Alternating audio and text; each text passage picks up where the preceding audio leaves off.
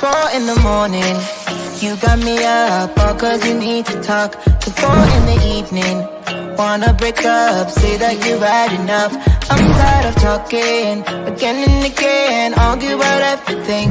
You are my darling, this kiss and make up, I know you wanna touch. You call me every night, call me every day, I just wanna get you alone now. Trust me when I say, we gon' be okay, we just gotta boom bada boom ba. I don't wanna fight, you know that I'm right. Baby, let me talk to your body. We gon' be okay, hear me when I say. Sojourner Truth once bellowed the sentiment from the past when she said her very famous statement, "Am I not a woman?" It appears that many men in modern times are beginning to more or less bellow that same sentiment by saying, "Am I not a man?" Many men feel in modern times that true heteronormative masculinity has been under attack to the point that many men don't have the wherewithal to say the things they want to say because they have been impacted by negative people in a negative way. We're going to explore the docu-series by Tina Knowles and the implications behind that docu-series, and if there's a Trojan horse, even though on surface it appears to be a very noble cause, entitled Profile Black Man. Have black men been profiled to the point they cannot express themselves in a fair and a very judicious way? Have black men been silenced anytime they decide to take a stand on the things that they want in relationships, life, and the pursuit of liberty and happiness? We're going to parrot that by Dr. Tommy Curry in his famous book from the past called The Man Knot. And shout out to Dr. T.S. Johnson, as I found out about Dr. Curry through him and much of his seminal work as it relates to how black men feel about not being men.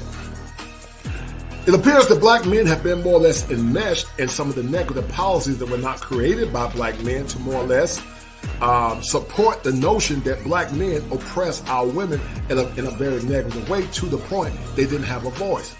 But if you know anything about policy, you will understand that policy dictates that policy actually starts at the macro level. And if policy starts at the macro level, could it be argued that black men never had power to oppress? And many of the domestic issues that we talk about are endemic to all ethnic groups. We're going to talk about a myriad of things as it relates to black men, as it relates to the image of black men, and also how domestic violence has played a very negative role in how black men actually coalesce in these modern times. Sit back, relax, and enjoy this show as I bring it to you live from the greatest state in the Union, the Tar Heel State. And I need you guys to remember this as we talk about Am I Not a Black Man, as it reflects the rhetoric of Sojourner Truth. If it ain't 7, it ain't kosher. If it ain't kosher, it ain't right. There are 7 steps that a man must go through in order to become an optimized male, and understanding how image impacts the psychology of a man is paramount to helping black men become the better versions of themselves. So the question remains as we talk about this docu-series, am I not a black man? Be well.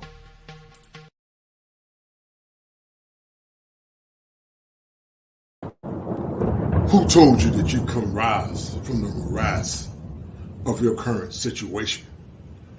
Who told you that you had to be a slave to the pain of your past? Who told you that you had to settle for mediocrity in this current culture called America? Who told you that you couldn't change your mind? Talk to me. Now's the time for empowerment. And I'm not the Reverend Knight. I'm the kosher clinician.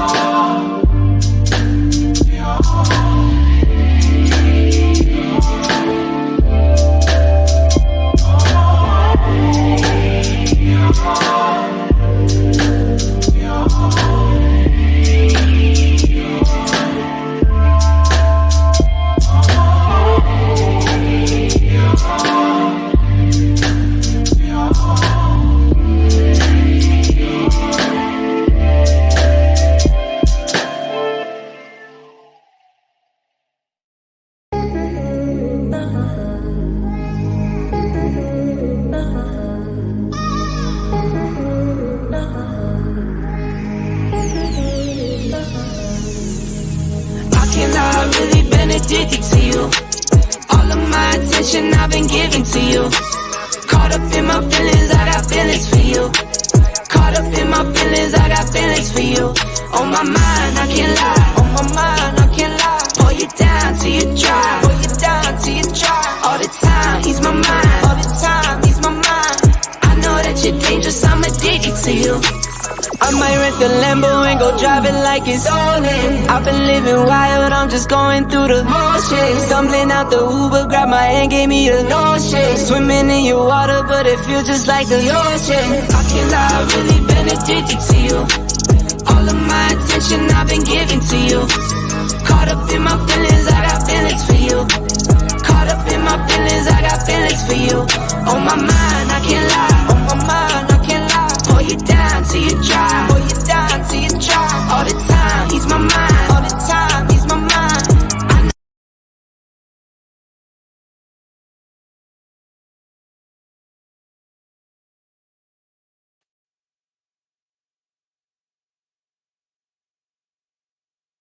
To chop it up, we're going to have a powerful discussion on the day, guys. And of course, I'm a little late because I saw my Heels win. They beat Coach K and going to send them home. Coach K is retiring. We had to send the Red Pack home. And, I got to represent the Heels, my alma mater. I went to Carolina, so, I'm going to talk a little trash. And I'm going to be petty because my Tar Heels won. But if I had to ask you guys the question, Sojourner Truth asked the question years ago as she was a suffragette, and she said, am I not a woman? In modern times, men are asking the question, am I not a man? And because my heels beat Duke, am I not a Tar Heel? Dropping some fire for your mind, guys. Having a little fun today, man. My Heels won. It don't get no bigger than this, man. Carolina Duke, the biggest rivalry in the country. It supersedes everything. Carolina Duke carries a high connotation. But we ain't going to talk too much about Carolina Duke tonight. We're going to talk about male empowerment because I want to see men empowered. And many men are beginning to say that, they don't feel empowered in these modern times. They feel like it's never enough. They feel like they got to jump through hoops. And they feel like that anytime they begin to do things that are pertaining to masculinity, it's always met many times with some points of consternation. So, many men are saying, am I not a man? Many are saying, am I not a man? Because many brothers are tired of the disrespect that they're getting, and they're tired of the lack of honor that many feel they don't see in a positive way. So shout out to my man, Gregory Scotland from Scotland Net. Thank you, brother, for that $5 super sticker. Thank you, brother. I appreciate it. If you guys can hear me. That's a bet, right? That's a deal, right? That's a deal, right? Please let me know. And I'm going to bring Dr. Thunder up at some point. But before I bring Doc up, because me and Doc going to have a collaboration, we're going to talk about Am I Not a Man? Dr. Tommy Curry wrote a book called The Man Not. I found out about Dr. Curry through Dr. T.S. Johnson, and he told me about Dr. Tommy Curry. And so, it's good to, have these conversations because we got to talk about the historical impact on how black men have been portrayed in the media. I did a show recently with Kevin Samuels, and I was on the panel with Kevin Samuels. I didn't do it with him, but I was on the panel with Kevin Samuels, and we were talking about, or he was talking about the importance of the black male image. And there was a lot of consternation on if the black male image needs to be upgraded or if the current black male image is in a state of excellence. And many would say that while suits don't always garner, what you're looking for all the time, the black male image needs to be addressed because many feel that the black male image is not at the place where it needs to be at.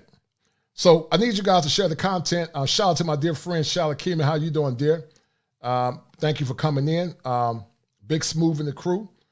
And guys, share the content. We're going to have a good show on tonight. There's about 12 in that are watching. But the question once again remains is, am I not a man?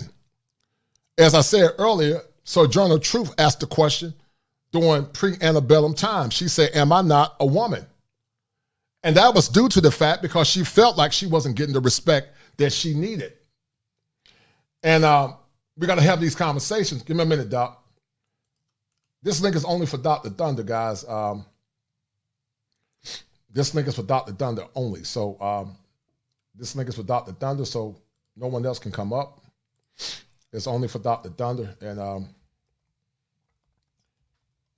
he's gonna join the panel with me as we talk about this, have this conversation. Hold tight.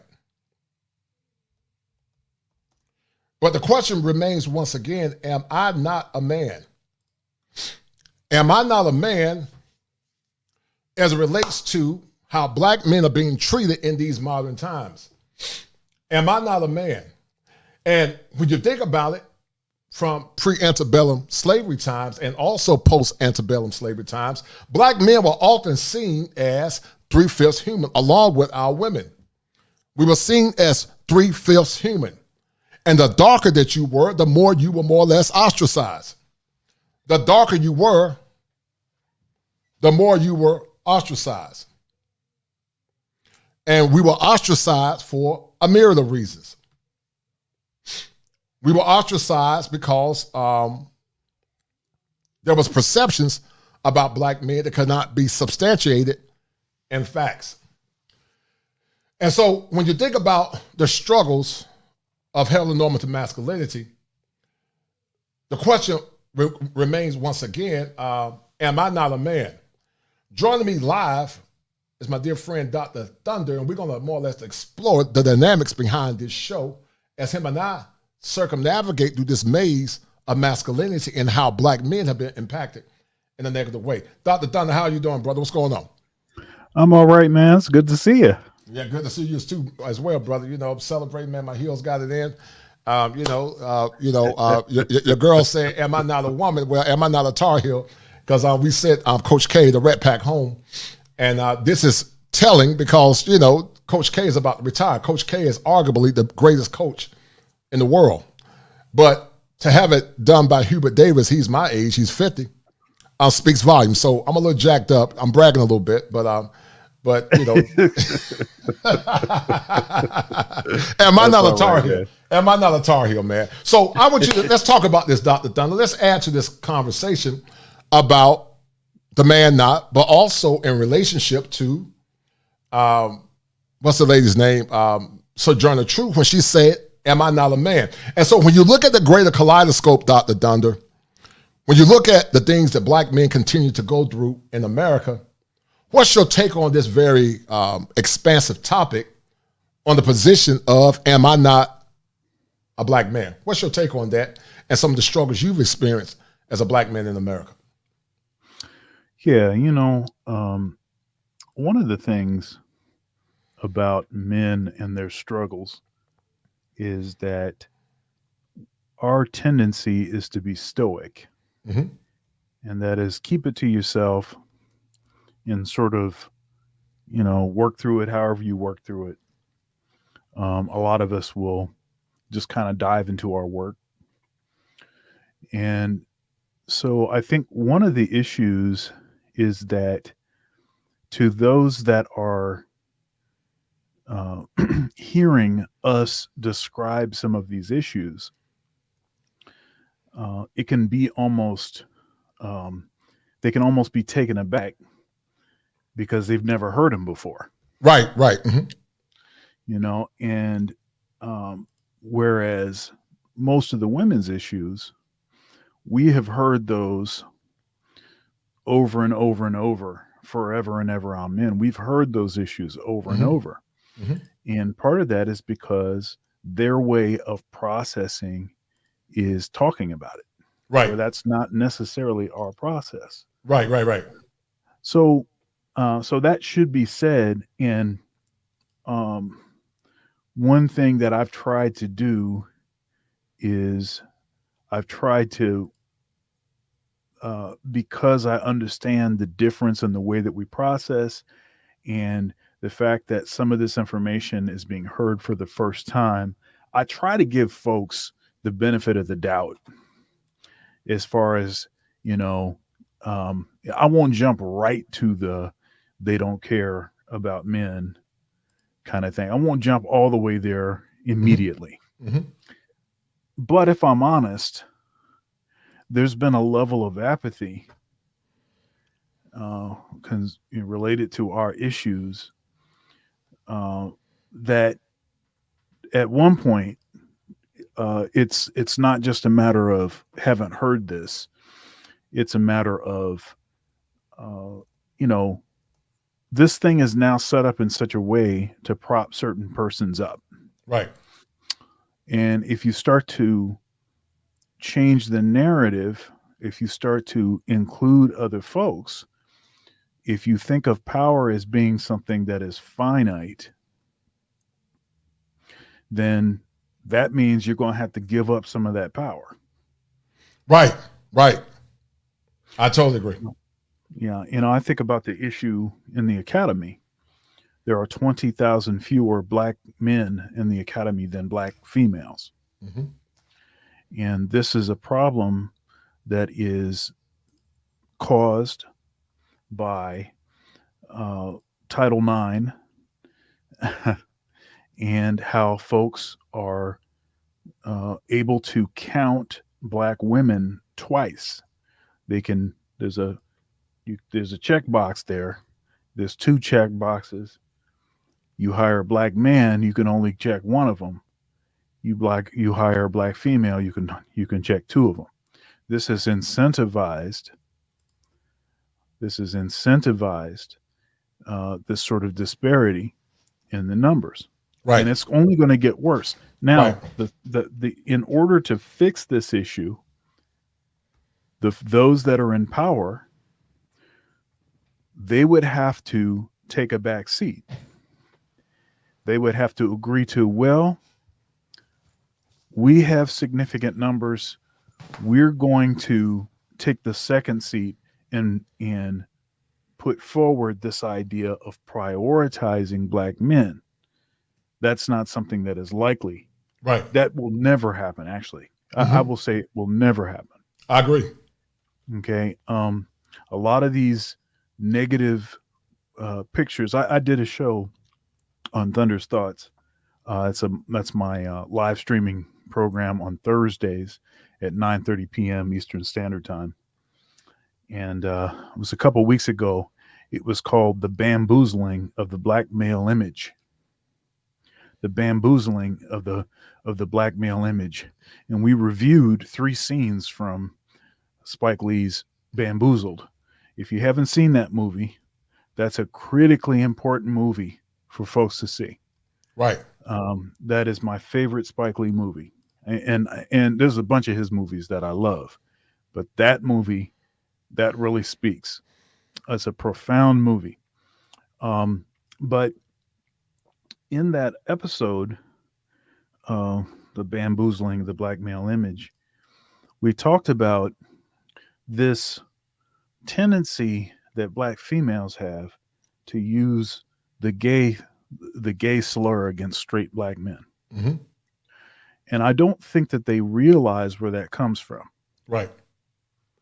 Where it comes from is emasculization of black men during slavery time and then after slavery time, in minstrel shows where we were presented as almost preferring gay activities, even if we were supposedly straight.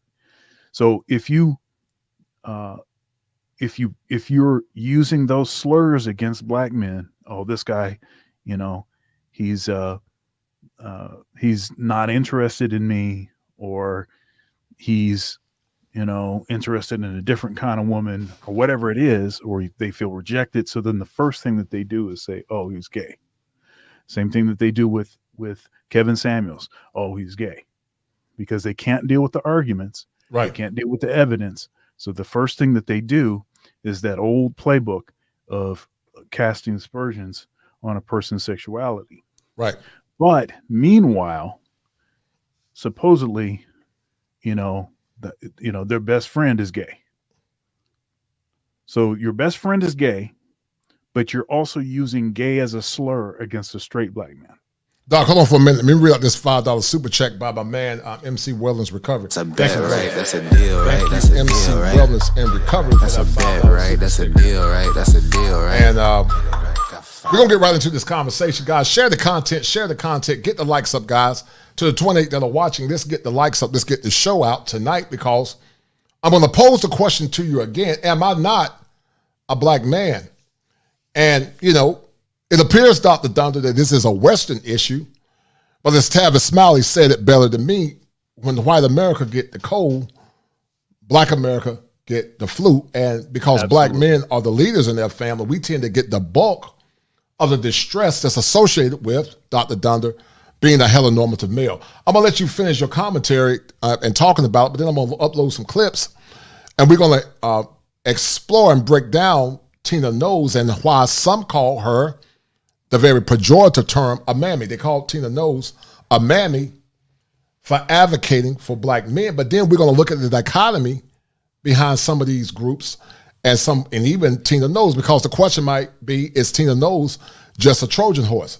And we're going to see how, when they appear to be exonerating heteronormative masculinity, there's a more sublime agenda that's seeking to undermine heteronormative masculinity. We're going to talk about that, Dr. Thunder. So once again, guys, get the likes up. Thank you guys for all that you've done thus far as we continue to explain and explore, grow this platform. Share the content. To the 30 that are watching, some of you guys watch this show, you're not subscribed. Please hit the notification button as well. Subscribe to the channel, hit the notification button, and let's have a conversation, because I want to see black men in America invigorated. I spoke to a young man in private. He just got back from overseas, and he said that while he was overseas, he felt like a man, but when he came back to America, he said he didn't feel as masculine. And that's a problem a lot of men are going through, Dr. Thunder. They don't feel as masculine in America because many don't feel like they're getting the respect. What's your take on that real quick? Go ahead, brother. Yeah, I mean, I've seen some of these, brothers going, to the DR or whatever, and that whole thing, they coming back and they got tears in their eyes and stuff, because after having been treated with respect and with honor, coming back to a place where there's a palpable sense of disdain, and it's like anywhere you go, there's this almost you almost can physically feel it. I've gotten, and all of us have gotten so used to that if you take that away for any period of time and then have to come back to it, yeah. But, back to what I was saying, there is, one of the things I think about is when presenting this information, when expressing, issues, issues that we face to black women or to women at all, in particular to black women, you have to look, don't do this for me. Don't listen because of me. That's already done. Right. But what about your son? Right. I agree. What about your son? How about your sons? I agree. Yeah. And I interviewed Sister George on my Conversations with Dr. Thunder series this past, well, I guess it was earlier this week. It was a great conversation. And she was, she was a black feminist. And she, because of some, her mother and her sister died like in the same period of time. And then also, I think that part of what actually turned her on to men's issues is that she has a son. Right. And we talked about it in our conversation. Matter of fact, Dr. Tiasan Johnson, in a recent, one of his recent live streams, he was talking about how if women don't have sons, black women don't have sons, then it's likely that they'll never change their perspective. they'll have no reason to change their perspective. Right. I agree with that. Right. I totally agree with that. Let me pull these links up real quick, guys. And thank you once again to the guys that are watching. Please share the content. If you have not donated, donate to Cash App $7Smalls. Of course, you guys know that, YouTube takes 30% of the earnings that we get. So if you decide to donate to Cash App $7Smalls. But also, guys, share the content if you don't have anything monetarily to share. I really appreciate everything you guys do. This channel is growing. It's not as big as it can get, but if you guys hit the notification button, if you guys hit the like button, to the ones that are watching, the 36 that are watching, if you have not subscribed to the channel, only thing you have to do, hit all notifications to get the show and subscribe to the channel as I continue to bring you quality content on helping to help black men become the better versions of themselves. Because I've said in the past that if you protect his six, which is his ego, he will protect your six, which is love, protection, and security. And Teddy Pendergrass said it better than me. All I want is peace of mind, but it's so hard to find. And many men are saying, Dr. Thunder, that it's hard to find that. And as a licensed therapist, we call that protective factors. When a man is in an environment where he's getting the proper outcomes with the woman that's in his life, his ego is protected. A healthy environment is powerful for the fortification of the mind of a man. And so we're going to talk about the Tina Knowles, the profile documentary, Dr. Dunn. We're going to break it down, you and now. We're going to look at it through the lens of a critical inquiry. And, there have been all kinds of names, pejorative names that was given to Tina Knowles. Some called her a mammy, and I don't get it, but it appears that anytime there's some level of black male exoneration, the young lady, well, I'm not going to call her a young lady, the woman Tanya TKO said it's black male worship. But here's the caveat, Dr. Dunder. We exonerate women. We call them queens. But when black men are getting some type of love, honor, and respect, then it's black male worship. So it's almost like, Dr. Dunder, that black men at all times must be in a state of subjugation to the woman. And the woman got to always be above the man, and we should be worshiping her. But when men travel outside the confines of America, they realize that in other countries, they are treated as a man. And the question remains, once again, as I ask the audience the rhetorical question, am I not a man? Based on the tenets of what, the lady, Sojourner Truth said. She asked the question as she was advocating for the right for women to vote, am I not a woman?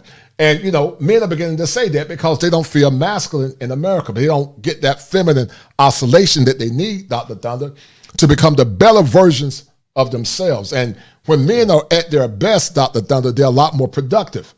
But there's a conflict that's caused a chasm between black men and black women, but Western men and Western women, where there's a lot of jousting for power, Dr. Thunder. And because of that jousting, the community is deteriorating, Dr. Dunder. Because of that jousting for power, many men are saying, why would I get married? Why would I give my best to modern women?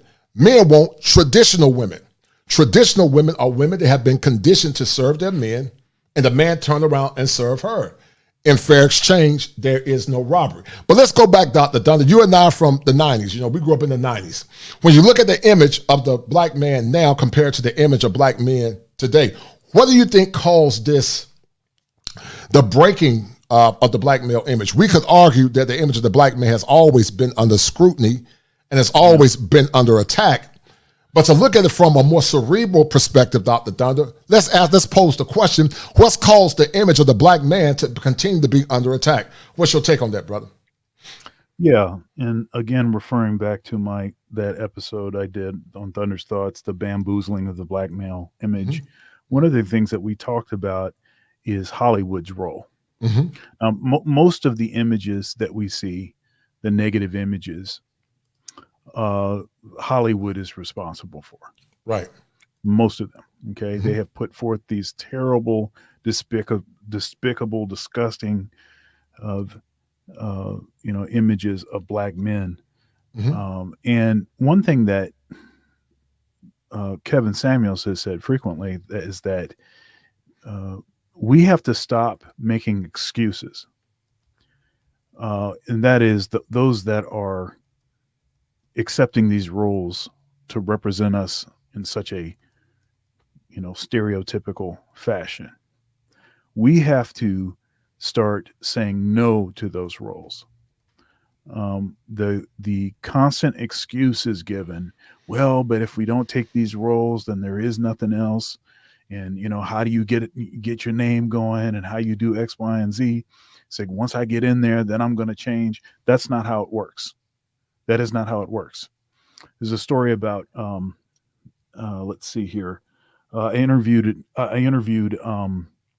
Poor Man's Podcast fairly recently, and he was bringing up this this story about Denzel Washington Jr., where there is a movie, and this is early in his career, that he showed up for, and they were trying to make him do something, something about having like a noose around his neck or something in this kind of way, and he refused to do it. And he actually talked to the director and said, "Look, who was Jewish." Right. He said, "How would you feel about doing a scene where you're in a shower stall full of steam, and they're making fun of gas chambers and stuff like this." Right. And so then that was, and he saw what it was, and so I think part of this is sort of like a hazing ritual. They want to know if you're going to be the one that stands up, or you're going to be the okie doke dude. One thing that we talked about this sort of, it's hard to series by Tina Knowles Lawson highlights the impact of harmful stereotypes on. Go ahead, Doc. I'm sorry. Go ahead, brother. That's all right. We were talking about how, what was I saying? Oh, it's hard to find a black comedian, a successful one, that hasn't put a dress on. Right. And, part of that episode, we reviewed that interview that Dave Chappelle did with Oprah. And he brought up how he was doing a movie, and he goes into his trailer, and there's a dress in his trailer. And he's like, "Why is this dress in my trailer?" They come in there and they try to start pitching him on how hilarious it would be if he dressed up as a woman, right? Like he was a prostitute. And he refused to do it. And he thought it was a little strange that it didn't even take them any time to make an adjustment back to what they were going to originally do. Because when they saw that he wasn't going to do it, they just called the next scene. It wasn't like, okay, we got to take a break. We need a couple of days off. We got to get the writers back in here so that they can write. No, it was totally something inserted to try to get another black male comedian to put a freaking dress on. Right. But he refused to do it. And that has to be our response to these attempts by Hollywood to continue to represent us in this negative fashion. Right. I want to talk about one other aspect of image. Now, if you look at the studies, and there is a study, what is it? I can't think of the guy's name now. He's a professor in Virginia or something, University of Virginia or something. And a black guy, and he did this study about police brutality. And he was amazed that what he found was that actually with respect to unarmed individuals being killed by policemen, actually black men aren't the ones that are mostly targeted in that way. Right. It's actually white men. But the thing is that we don't know that because the way the media constantly plays certain things. Now, here's the thing that I think people should clue in on. When you look back in slavery, right, one of the strategies that they would use to emasculate black men to make sure that they would be compliant is if a slave tried to run away, kill the slave, beat his body up, put it on the porch of the master, leave it there for several days. Okay. Now, what has happened now is that they are using anytime a black man is killed, especially by a white officer, there's this 24-hour news cycle playing this footage over and over and over, and then new footage comes out, and then they play that over and over and over. It's as if we have a disgusting, unhealthy appetite for seeing the mangled, mutilated, dead bodies of black men. Right?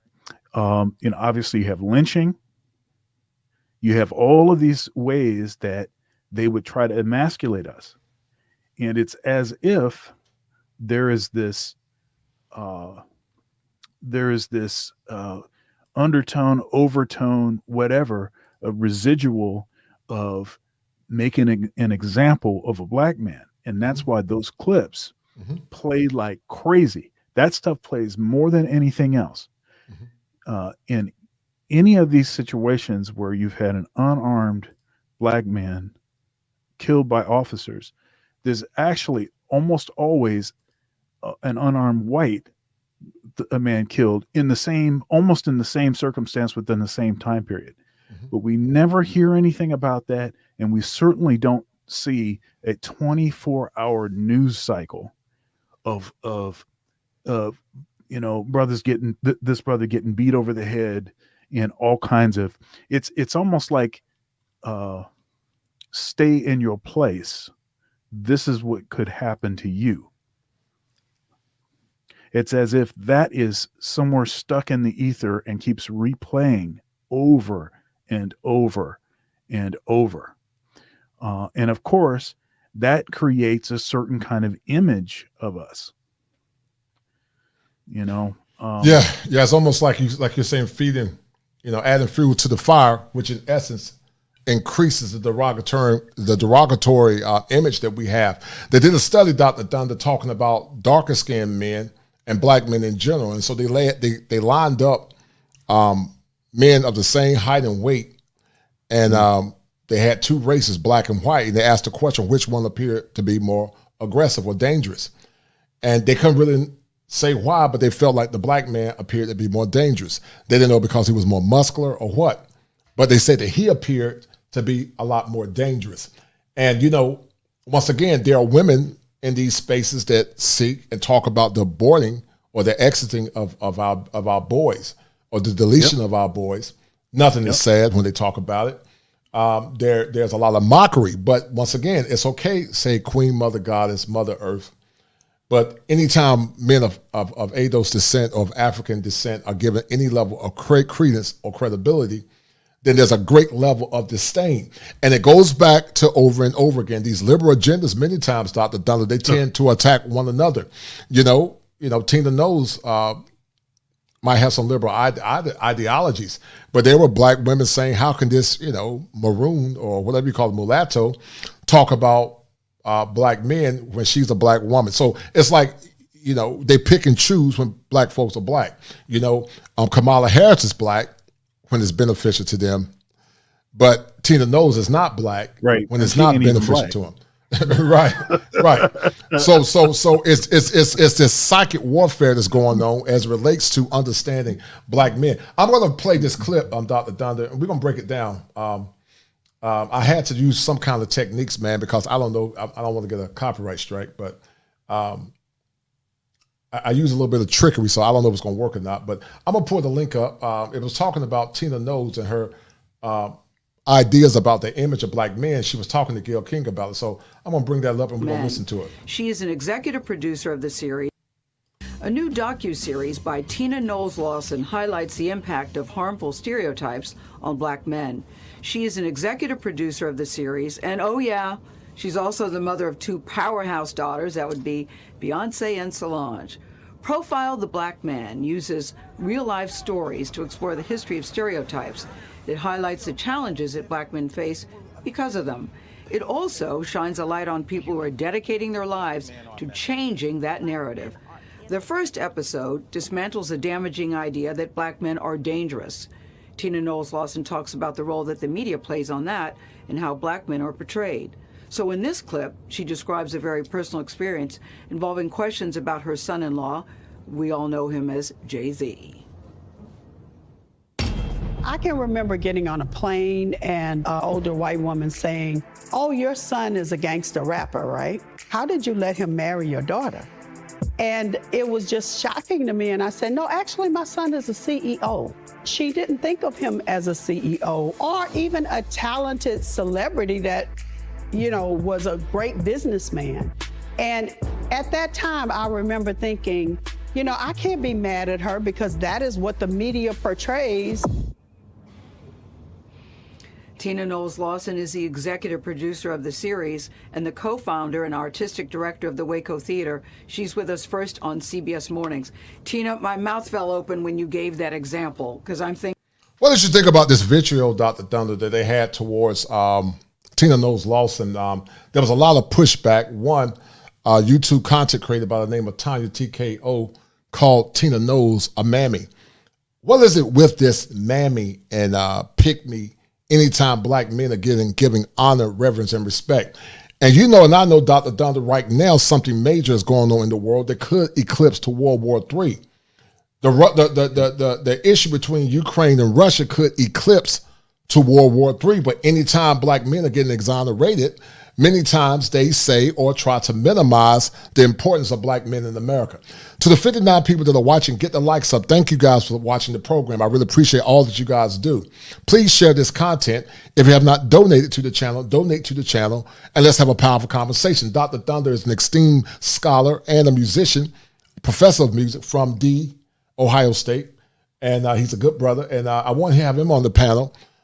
We had originally scheduled for commission to come, but due to some technicality issues, got put back, and hopefully we'll have commission on next week. But what do you think about this, Dr. Thunder, this chicanery concerning Tina Knowles, brother? Yeah, when you were saying the mammy thing, it's hard for me to listen to Tanya TKO, man. That's really hard because it's so much cap. It's so much cap. It's just like every other thing that she says is cap, and it's clearly overlooking evidence and just truth for the sake of she obviously has a certain kind of disdain for black men. I mean, it's like listening to Cynthia G or something, but anyhow. But at least Cynthia G actually is knowledgeable. She actually has some knowledge that she mixes in with her vitriol. Right. But Tanya TKO is just she just that's all she got is vitriol. But the mammy thing just reminded me of this sort of rebirth of that kind of language fairly recently in the form of pick me. And what's interesting about this pick me terminology, what's interesting is that if you went back to a time when our families were intact,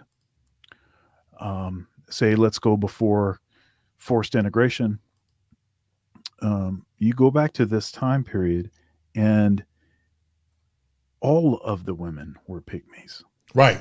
It was just the norm. Right. Everybody was a pygmy. You had to be a pygmy to get a husband. I'm gonna do a show, Dr. Thunder, at some point called "Your Grandma Was a Pygmy Too," because part of getting a husband was to be a pygmy. Let me read out these super chats real quick, Doc. Real quick. Shout out to my man Top Gun for the $5 super sticker.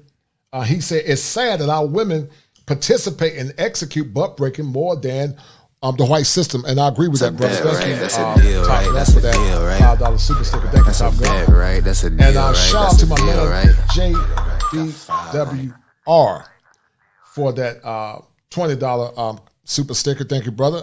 He said powerful. Right? That's a deal, thank you, right? brothers. Once again, thank you to the ladies that are watching. Right? But to the ladies that are watching, we are on the brink or on the precipice of war. Many Western women say that they are equal to men, Dr. Thunder. They say that, I'm strong and I don't need a man, and that's fine. Yeah. But, the tables turn when the enemies are at the camp or at the door. And, there are some good sisters that are watching. There are good, noble women that believe in family, tradition, and faith, and they're trying to do the right thing. But anytime good women try to do the right thing, like the Chantel Simones of the world, like the Riva TVs, like the Shay Shardays, the good sisters. The I Am Shalakemias. The Alice Shamakima. Shout out to that dear sister. Shout out to her. I love Shalakemia. But anytime those women advocate for black men, and sadly, many of them have boys as well. I think some of the sisters have sons.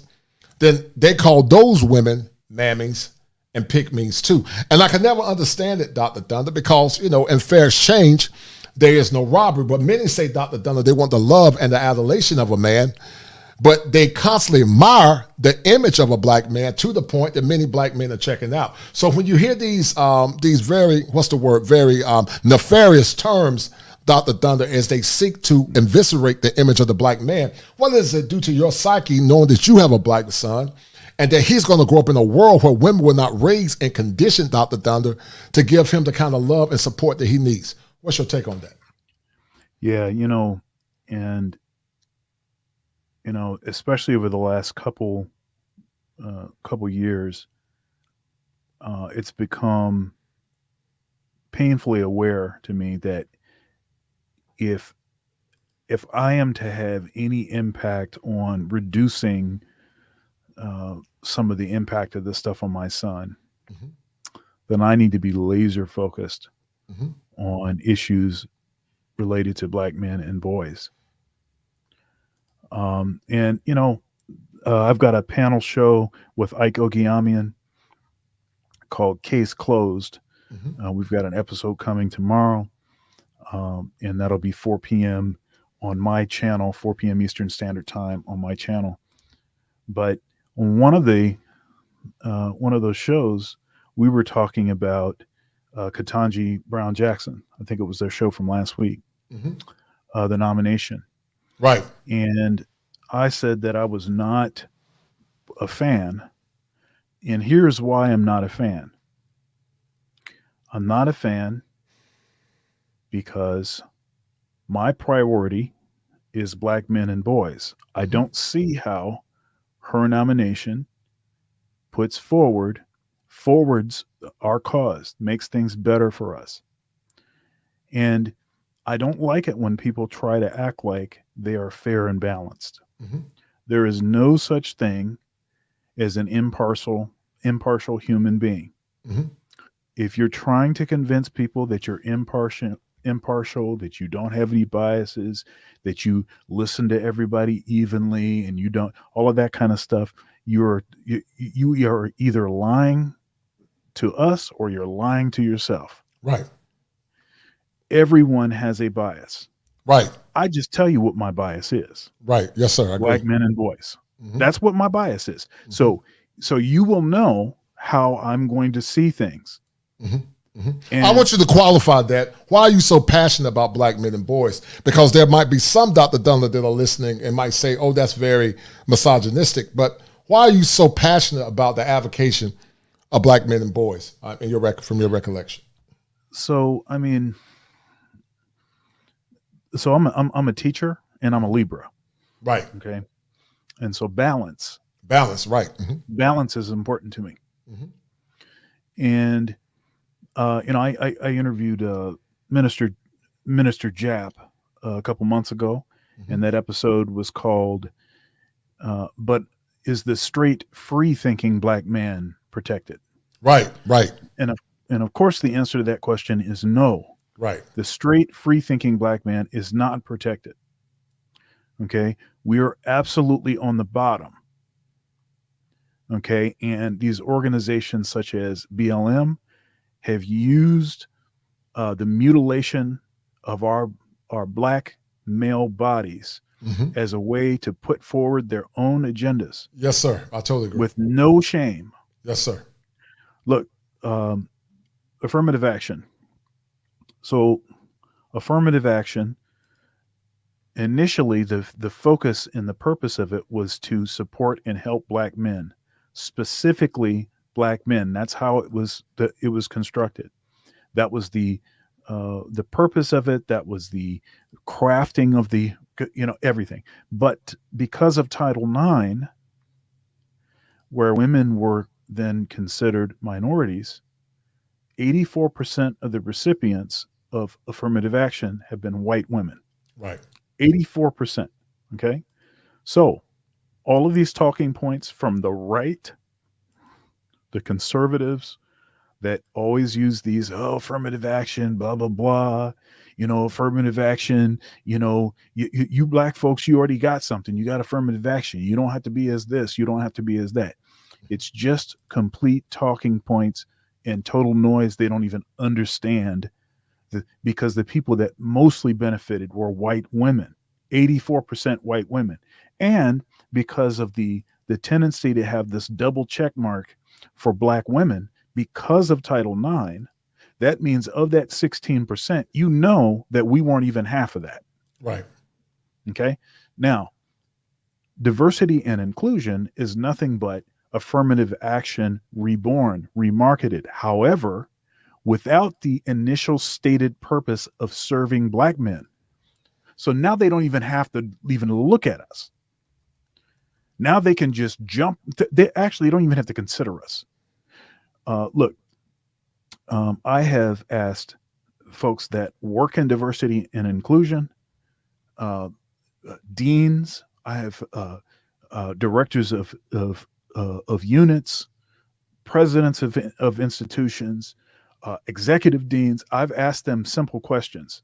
One of the questions that I have asked is, are you aware that there are 20,000 fewer black men in the academy than black females? And on every count, they say no. Now, these are folks that are supposed to understand demographics. People that are hiring folks that are supposedly hiring with the interest of diversity. Understand that black men are underrepresented, and what that's going to tend to do in PWIs, public white institutions, is it's going to tend to produce the same sort of disparity in the numbers in the student population. Right. Okay. The most the organic way, the most effective and organic way to increase black boys in the student population is to increase black faculty, black male faculty. That's how you do that.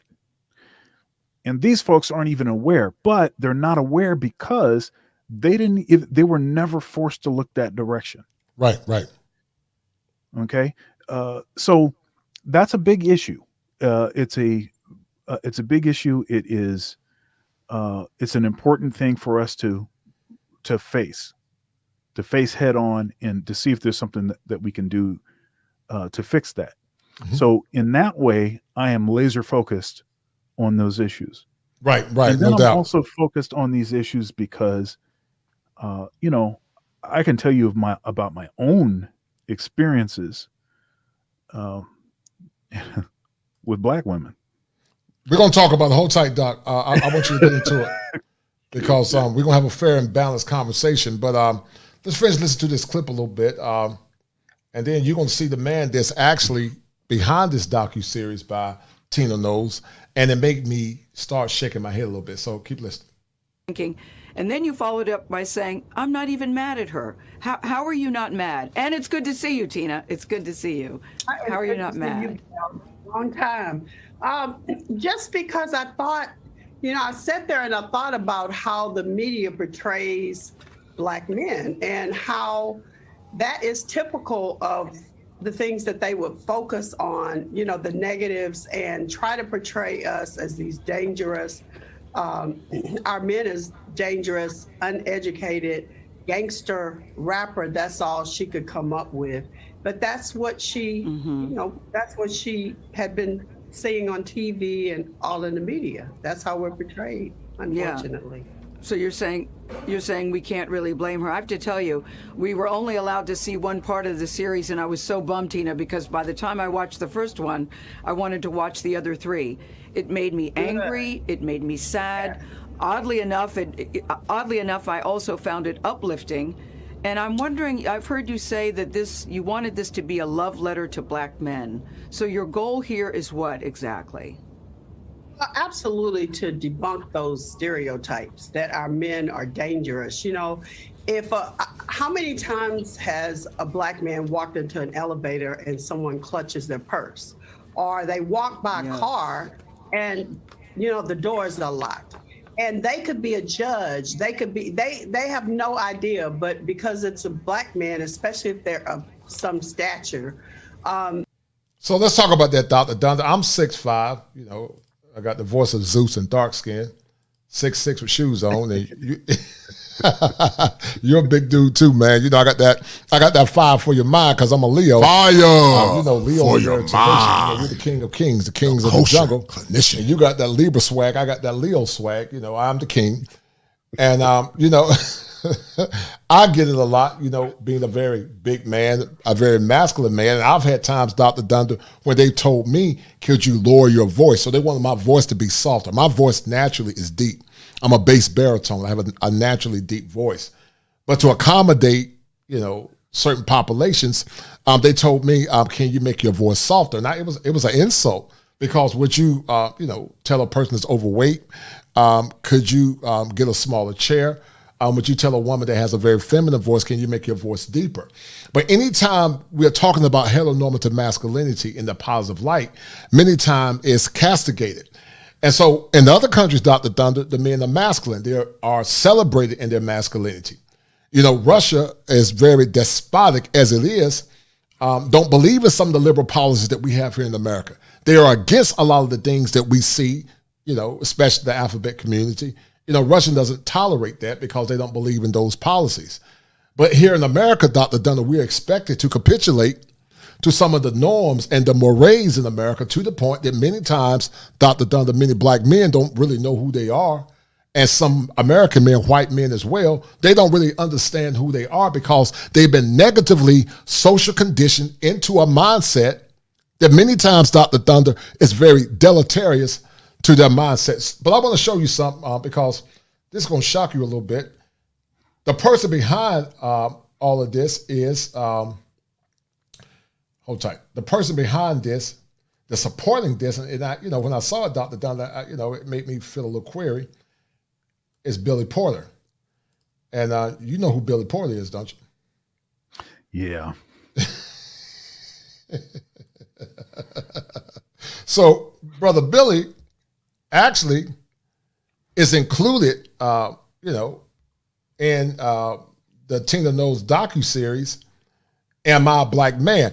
Why is it anytime we have conversations about heteronormative masculinity, other competing factions often coalesce their philosophies or ideologies in the movement that's more or less based on traditional heteronormative masculinity? Billy Porter was actually talking in the movie, in the docu-series, and when I saw that, I said, do they have a competing agenda, what I call the Trojan horse? What's your take on it, Dr. Thunder? I'm sorry. Can you restate the last half of that? I'm sorry. Well, when I saw Billy Porter in the docu-series, it made me ask myself the question, being a heteronormative Black male, and I don't have any issues with the alphabet community. You do what you want to do, but I'm an advocate for traditional families, traditional men, traditional women, and building the Black community. Do what you want to do, but that's like, can you imagine, heterosexual men try to, push their agenda in a different perspective. So when you see Billy Porter wearing this dress, but also being part of that docu-series, what bells come to your mind, or what signals or alarms are going off inside your head? Is this movement by Tina Knowles something that's genuine, or is it a greater agenda to push something liberal and bring in the Trojan horse where they're trying to change the image of Black men? Yeah. I can see that people would have a sensitivity in that direction. And I've heard some folks say that based on you know, her husband. There was a video. She did some sort of interview with her and her husband, and she really kind of emasculated the dude in the interview. And then having someone like Billy Porter, you know, as a featured part of the docu-series, seems to show that she has a certain view or idea about, you know, what is acceptable Black masculinity. She's putting forward what, and even in her description, actually, just a few minutes ago, of Jay-Z. Now, look, Jay-Z is a gangster. He was a gangster. He's not a gangster. Right. And I don't like this idea of us celebrating folks that have these sort of questionable pasts and sort of justifying them by their ability to attain wealth, right?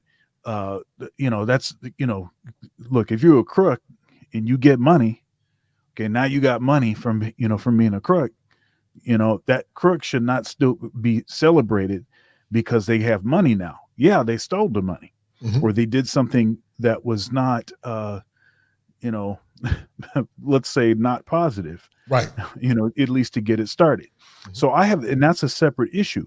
But as far as, and honestly, I don't actually have an issue with someone taking issue with Jay-Z and him marrying Beyonce, because a lot of folks, and this is, you know, this community wasn't really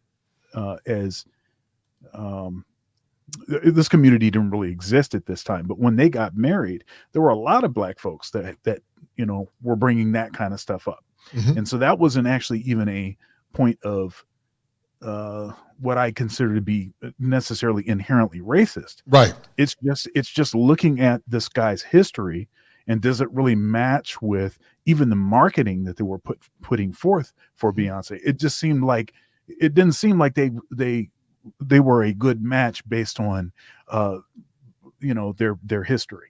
Right. So I didn't actually have an issue with that. But I also, but I understand what she was saying, and I take the point. I appreciate at any point in time if Black women are stepping up and saying, "Hey, man, we need to do a better job of, you know, of supporting our men, X, Y, and Z." I'm always a fan of that. I appreciate that. So I'll take it from whoever wants to do it. But I also do understand that it's like maybe there's something else that's actually here, right? And maybe further trying to legitimize certain, you know, beta male, you know. Beta male, cool. Shout out to the angry man. Shout out to my man Cole Black for that $10 super sticker. He said, "Great conversation." That's a bet, right? SYSBM, black male.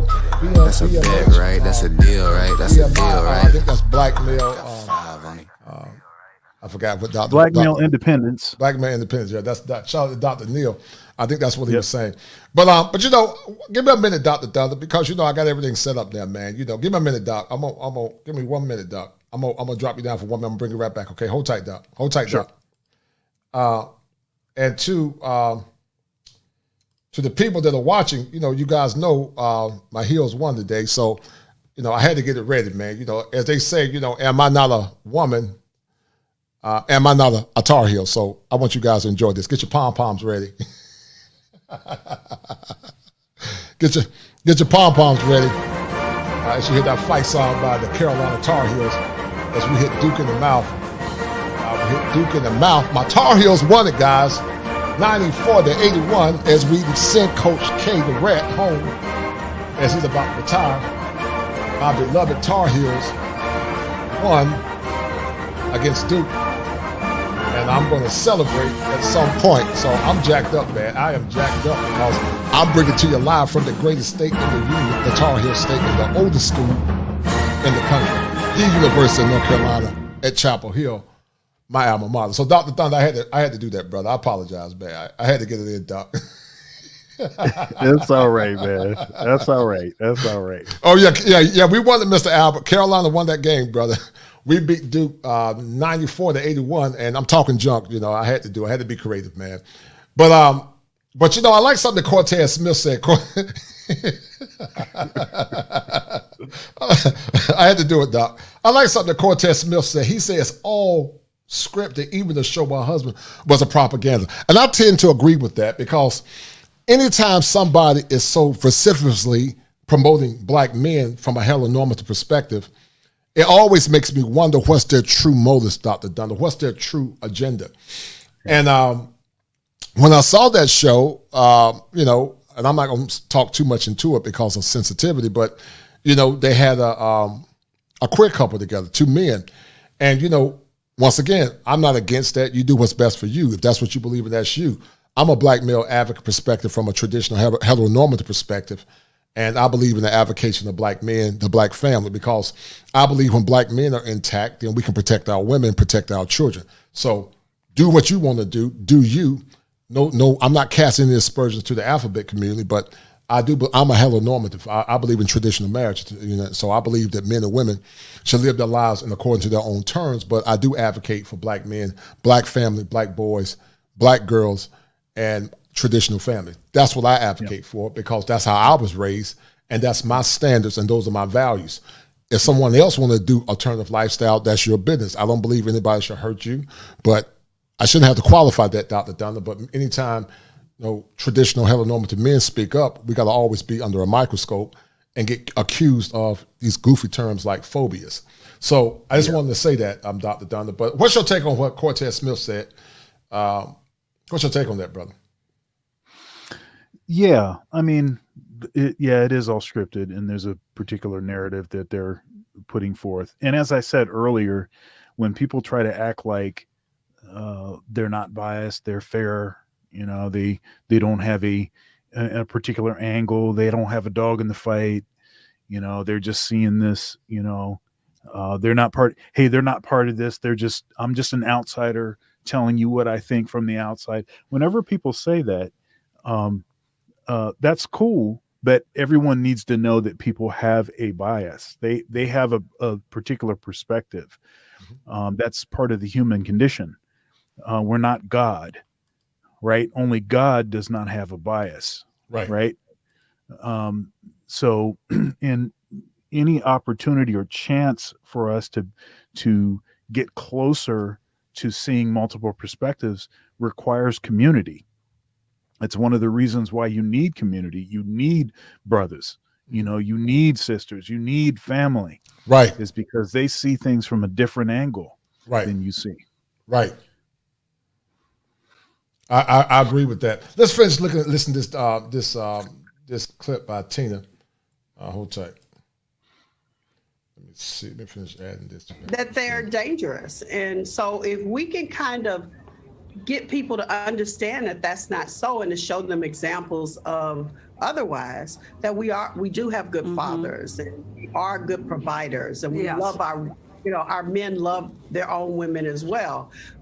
It's just all the negative stereotype, and it's just perpetuated over and over, no matter what.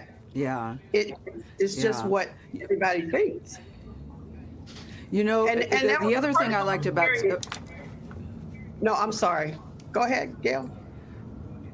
No, the other thing I liked about it is you gave example after example to illustrate the point of the disparities that exist for black men. And one thing that I found really striking, you had a black man and a white man who have the same build, weighed the same, had the same body build, but yet when the audience was asked, when the survey was asked, people automatically said that the black man was more muscular, and looked more dangerous, which I found fascinating when you had two side by side. That was the study, Dr. Dunn, that I was talking about. We're going to get back into it, but when you have two men of the same proportionate size standing symmetric to one another, imagine, me being 6'6" with shoes on, standing beside another man 6'6" with shoes on, they will say that I look more muscular, which in essence mean I look more dangerous. I personally think that black men they personify masculinity more. But we'll talk about it in a minute, Doc, because I'm going to finish listening to this clip real quick. Go ahead. With looking the same way other than the color of their skin. What do we do to change that way of thinking? Well, I think, when Trell Thomas is the guy who actually talked about these problems and wanted to do something so badly to debunk these stereotypes. And I was like, if you don't see it, create it. And we'll get together and we'll work on this and make it a great thing. What I said to the producers is that I know that if we put this series on BET or one of the Black stations, that we already know that our men are not dangerous and that they are good fathers and all of these things. Who needs to see it are the people that are at home, the white people who don't understand that that is so. And they have been fed a lot of nonsense through the media and all of these horrible stereotypes. So I applaud the network for putting that on the Discovery Channel. That's amazing. It's bold. Yeah, I think so too. Because I hope that many, many people will see this and they will say, wow, maybe I'll give people a chance before I judge them because of the color of their skin. Yep. I have to say, and I'm not just saying this, Tina, because you're sitting here in front of me, but it's so well done. I think it's must-see TV. I know Tony in the studio. Do you have a question for Tina? Yeah, Gail, thank you very much. Tina, thank you very much for being here. My question is a quick one. It took us hundreds of years to get to this problematic point. How quickly do you think we can get past it?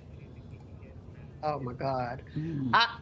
Sometimes I have a lot of hope, and then I turn on the news that day and my hope is kind of shattered. So I pray that it's going to happen soon. I pray that everybody will open their minds and open their hearts, and everyone will try to get together and see each other as people and not see by the color of their skin. But I don't know. I'm not as optimistic as I was yesterday. Yeah, I know. Tina, I understand that. I just want to say before you go, 10 years ago, you told me that your oldest daughter, your favorite oldest daughter, said she works harder than anybody you know. Anybody you know, and I've never forgotten that about how hard Beyonce works. She's been nominated for an Oscar. What was the reaction in the family as we go to break? What was the reaction? My reaction is that I thought she should have got one many times before. So I'm not, it's nice. Yes, Tina. We agree. Thank you, Tina Knowles Lawson. Profiled, The Black Man premieres this Saturday. So, Dr. Thunder, when you hear that, brother, what do you think about? You've been through it. I'm going to assume. Hold tight.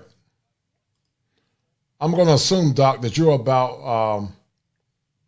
How can I say, Doc? You're about 6'3", 6'2", 6'3", probably about 260. Am I correct? Right or wrong? 6'2", 270. Yeah. Okay, damn, I'm good. I'm very good. That boy good. Damn, that boy good. But when you hear that, Dr. Thunder, when you hear all these very negative associations with men of ethnic origin, what is your take, Dr. Thunder, from a professional perspective? Because, I'm sure you've been through it. I want you to tell the audience about some of the struggles you went through being a distinguished professor, but also having to always prove yourself in academia. I want you to talk about some of your struggles as being a professor, but also being a man as big as you are. Yeah, it's interesting because I grew up in the country, in a rural school district up in Michigan, Eaton Rapids. If anyone knows where that is, it's about 10 miles from Lansing. 10, 15 miles from Lansing, Michigan, which is the capital of the state of Michigan. And so, our family, and I was frequently the only one. Our family was frequently the only ones, And I remember when I was in kindergarten, it was in kindergarten or first grade, one of the two, and some fifth graders came up to me and started calling me the N-word. Oh, wow. And I thought to myself, what am I going to do to prevent anyone from ever thinking that they can take advantage of me? And right then, actually, I started, and I was actually before then, my dad had all of us doing exercises before we went to bed. Mm-hmm. Sit-ups, push-ups. I was doing some fingertip push-ups, backflips, all kind of stuff. I mean, he had us doing these exercises. And his idea was to develop a certain kind of discipline, work ethic. But also, I think he wanted us to get the idea of, constantly moving, to promote physical fitness and all of that kind of stuff. Mm-hmm. And I really kind of took this to the next step. So by the time I was, so first of all, I was practicing all the time. I was playing my instrument all the time. Mm-hmm. I started playing when I was 6. So that was a real strong focus. And so I wasn't really paying attention to certain other social issues and whatever. But the second thing is, by the time I think maybe I would have had some physical altercations with folks, it didn't make a lot of sense for them to try. Mm-hmm. Right. Because, by the time I graduated from high school, I was about, I don't know, 215 or something, 210, 215, all muscle. And I really took that into my college career and stuff. And so the whole physical fitness. So I've never actually been in a fight. And I've actually not ever been in a situation where somebody in my face as an adult has thought that it was a good idea for them to use the N-word. Because it didn't, doesn't make a lot of sense to take that risk. Mm-hmm. Right. And so in that way, it's been a service to me. Mm-hmm. Size, strength, stature, all of that. But also, it's been a challenge. So one of the challenges was when I was a kid. So because I had a great teacher, my dad was a great saxophone player. I started playing when I was 6 years old. It's all I wanted to do was play my instrument. They had to hide the instrument from me so that I wouldn't just do that all day and be some weird nerd. And so, and I grew up in the country, 4-wheelers, horses, go-karts, on a dirt road. It's still a dirt road. My parents still live in the same house. So there was a lot of stuff to do outside. When I was in first grade, I played in the 6th grade band. Mm-hmm. When I was in 2nd grade, I played in the 8th grade band, mm-hmm. first chair. When I was 3rd grade, I was in the high school band. Okay. Now I'll tell you something that went down when I was playing in the 8th grade band. And this is why I was not first chair for the whole time. Right. And I didn't realize this until my dad told me this story, but he didn't tell me until, I was an adult. He didn't tell me this story.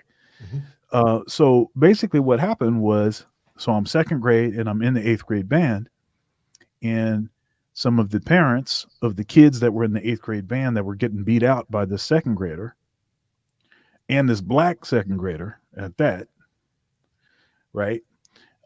They had an issue. So they all congregated at the church in town. And it included the principal of the school that I was going to, the elementary school. Mm-hmm. So they all congregated at the church. It's a Methodist church, actually. And they said, hey, we got to get this kid out of here. And so they hatched their plot, and their plot was to give me an 8th grade level math test. That would prove that I should not be playing in the 8th grade band, because we made an agreement that my academics had to be a certain level, but I'm still second grader, so they should have given me a second grade math test. They gave me an 8th grade math test. Of course, I bombed the test. So then they called my parents and said, "Hey, your son is not going to be able to play in the 8th grade band anymore. You know, he's having problems with his academics." So my dad, who he smelled a rat, so he drove. He got out of work, drove straight down to the school, and my second grade teacher knew she was wrong, all kind of wrong. She had some kind of medical condition, but she broke out in hives and had to be taken to the hospital. And this is all because they was trying to get me out of there. Right? Now, I didn't know anything about this. And so what happened was, when I was no longer able to play at the school every day, only like once or twice a week, and then also I wasn't allowed to play first chair anymore, I asked my dad, I said, "Hey man, what happened? I don't understand what happened." And he says, "You must not have been practicing enough." Hold tight, Doc. Let me read this. Let me read this super sticker about Black Uru Speak. Hold tight. That's a bet, right? That's a deal, right? That's a deal, right? That's a bet, right? That's a deal, right? That's a deal, right? This in a minute. Got 5 on it. And shout out to Black Uru. How you doing, sir? Black Uru Speaks said, "Notice how they equate being muscular with being dangerous." Now, that's a normal phenotype of black men, but also due to breeding and slavery, you know, it's almost like they accost us for doing the thing, being the thing that they created, because black men were breeded, men were breeded. But let me finish reading what Black Uru said. But he said, "Notice how they equate being muscular with being dangerous.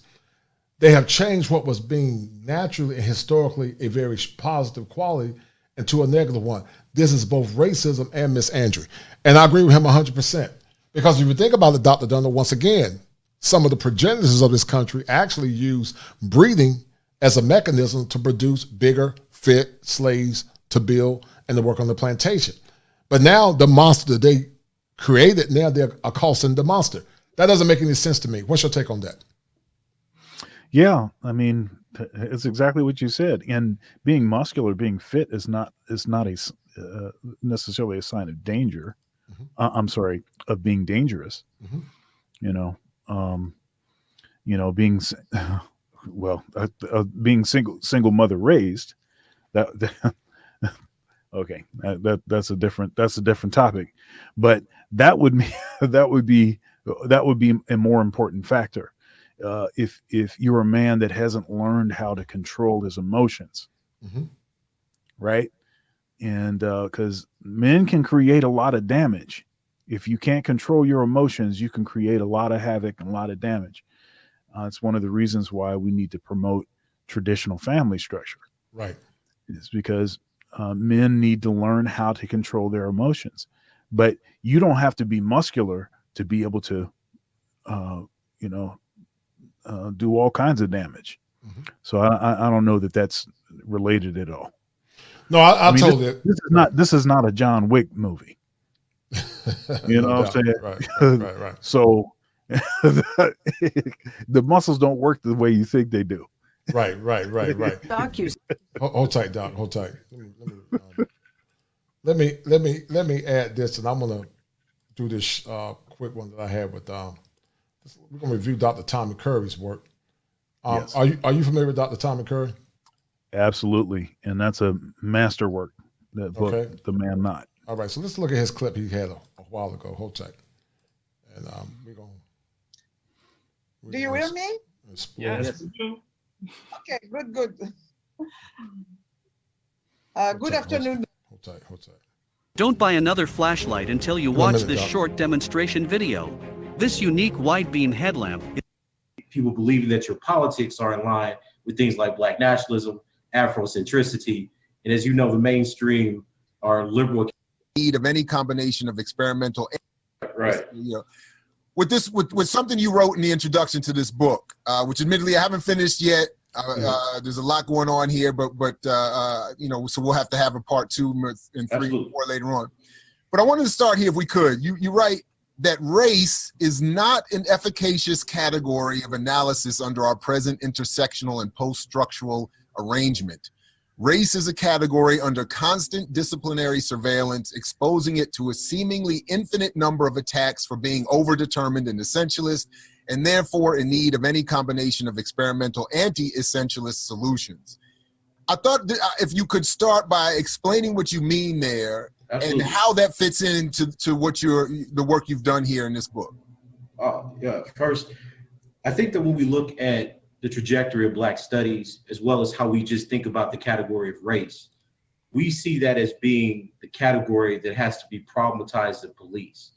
Nobody wants to be essentialist. No one wants to be caught thinking that race is real. If you do that, then it leads to people believing that your politics are in line with things like Black nationalism, Afrocentricity, and as you know, the mainstream, our liberal academy isn't too welcoming of those kinds of positions. So in effort to de-radicalize the category of Blackness, we like to perform what I call experiments. We like to say, well, we can pluralize Blackness with gender, because you know that racial essentialism that leads to politics of Black nationalism are already overtly masculine. And because it's overtly masculine, we know it's patriarchal. What's your take on that, Dr. Dunder, and also the seminal work of Dr. Tommy Curry? Well, what's your take on him and the book, The Man Not, and how does that book add any level of credence to your psyche? Yeah, it's a masterwork. It's a very important book. If you are a regular in the Black manosphere, that's a book. That's a critical text. It's a critical text. He breaks down a lot of usual arguments and to show, so for instance, the Black nationalist thing is interesting. There are a lot of different versions of Black nationalism that should be said. So it's not a one size fits all. Right. I dub myself a Black nationalist, but in particular, I'd say I'm more of the kind of Black nationalist that Malcolm X was after his epiphany. Okay, so I don't necessarily have any animus against white folks. I just think in order for us to be able to become the sort of equals politically and economically, that we must do it ourselves. We must achieve power ourselves, and then we can have a dialogue as equals, and then we'll get a better result. And yes, that sort of Black nationalist position. There was a Green Gorilla did a live stream about a month ago now, and I can't remember the exact title, but it was something like Clarence Thomas was a Black nationalist, right? Yeah, we're talking about Supreme Court Justice Clarence Thomas, and that seems like a strange thing to say, that he was a Black nationalist, but he was. First of all, it's not a monolithic term, Black nationalist, again. But secondly, there's a lot in common with what is dubbed as conservatism and Black nationalism. And this is one of the reasons why the Academy is not a fan of Black nationalism. What is the Academy? Tell the audience what the Academy is, Doc. The Academy is the university system. Okay, so colleges, universities. Okay, that's what we mean when we say the Academy. But it is not a fan of sort of right-leaning thought processes. And so stuff like a lot of the stuff that Farrakhan says, for instance, is very conservative in a manner of speaking, right? But anyhow, Green Gorilla, he goes through an article called Clarence X, which was written in 2009 by one of the clerks, one of Clarence Thomas's clerks, and he's comparing his ideology, Clarence Thomas's ideology, with Malcolm X. And you find all of these striking similarities. right? And you know the kind of heat that Clarence Thomas takes and took. But the reason that he is hard on, quote unquote, hard on black people is because he realizes that if we don't do this thing ourselves, we will never be equals. Mhm. We will never be seen as equals to white society. If we are constantly reaching our hand out for a hand up, for a handout, if we're always trying to get something, we'll never be seen as equals. Mhm. One thing that Tommy brings up in his book, which I think is a powerful. This is quite powerful because it's not something that you hear usually. So with white feminists, for instance, so first of all, it needs to be said that white feminism does not work for black women. Okay, white feminism does not work for black women. Right. Okay. Now, what the white feminists did as a way to try to get the right to vote and a number of other things is they created these negative depictions of black males as sort of wild rapists that were running around doing X, Y, and Z. It was one of the reasons why they they argued that they needed the right to vote to be able to protect themselves, to be able to advocate for policies that would protect them and all of this kind of stuff. So that was part of it.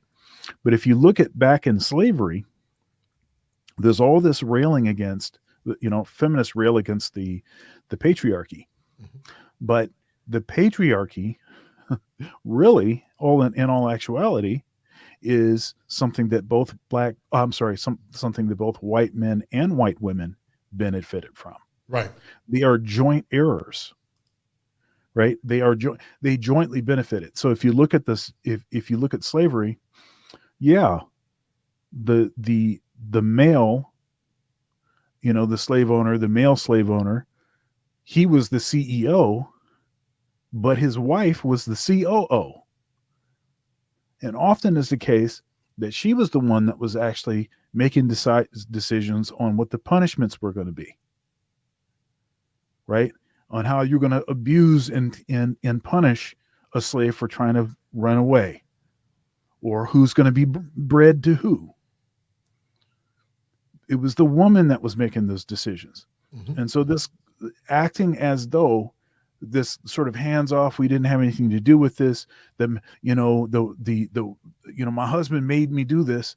I'm sure you can find some anecdotal evidence to suggest that maybe a minority of women actually were in those kind of situations where under threat of being beat or tortured, but that is not the usual thing.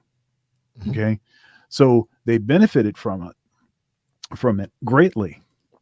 And so a lot of these really negative depictions of black men, it's not just white men that were responsible for creating them. It's white women too. Right.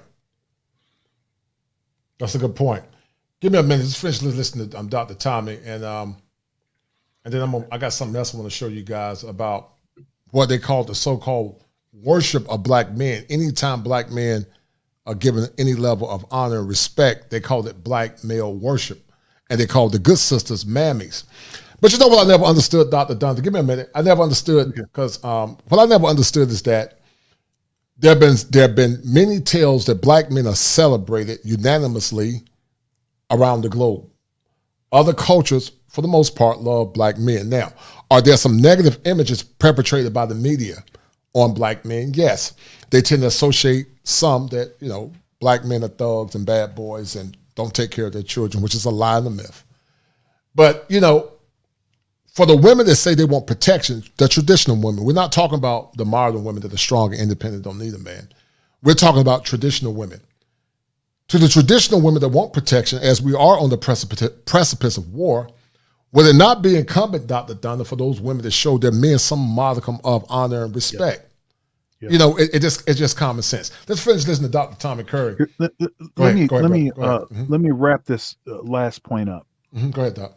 As I said, that white feminism does not work for black women. White women, white feminists in particular, are just as responsible for these negative images of black men.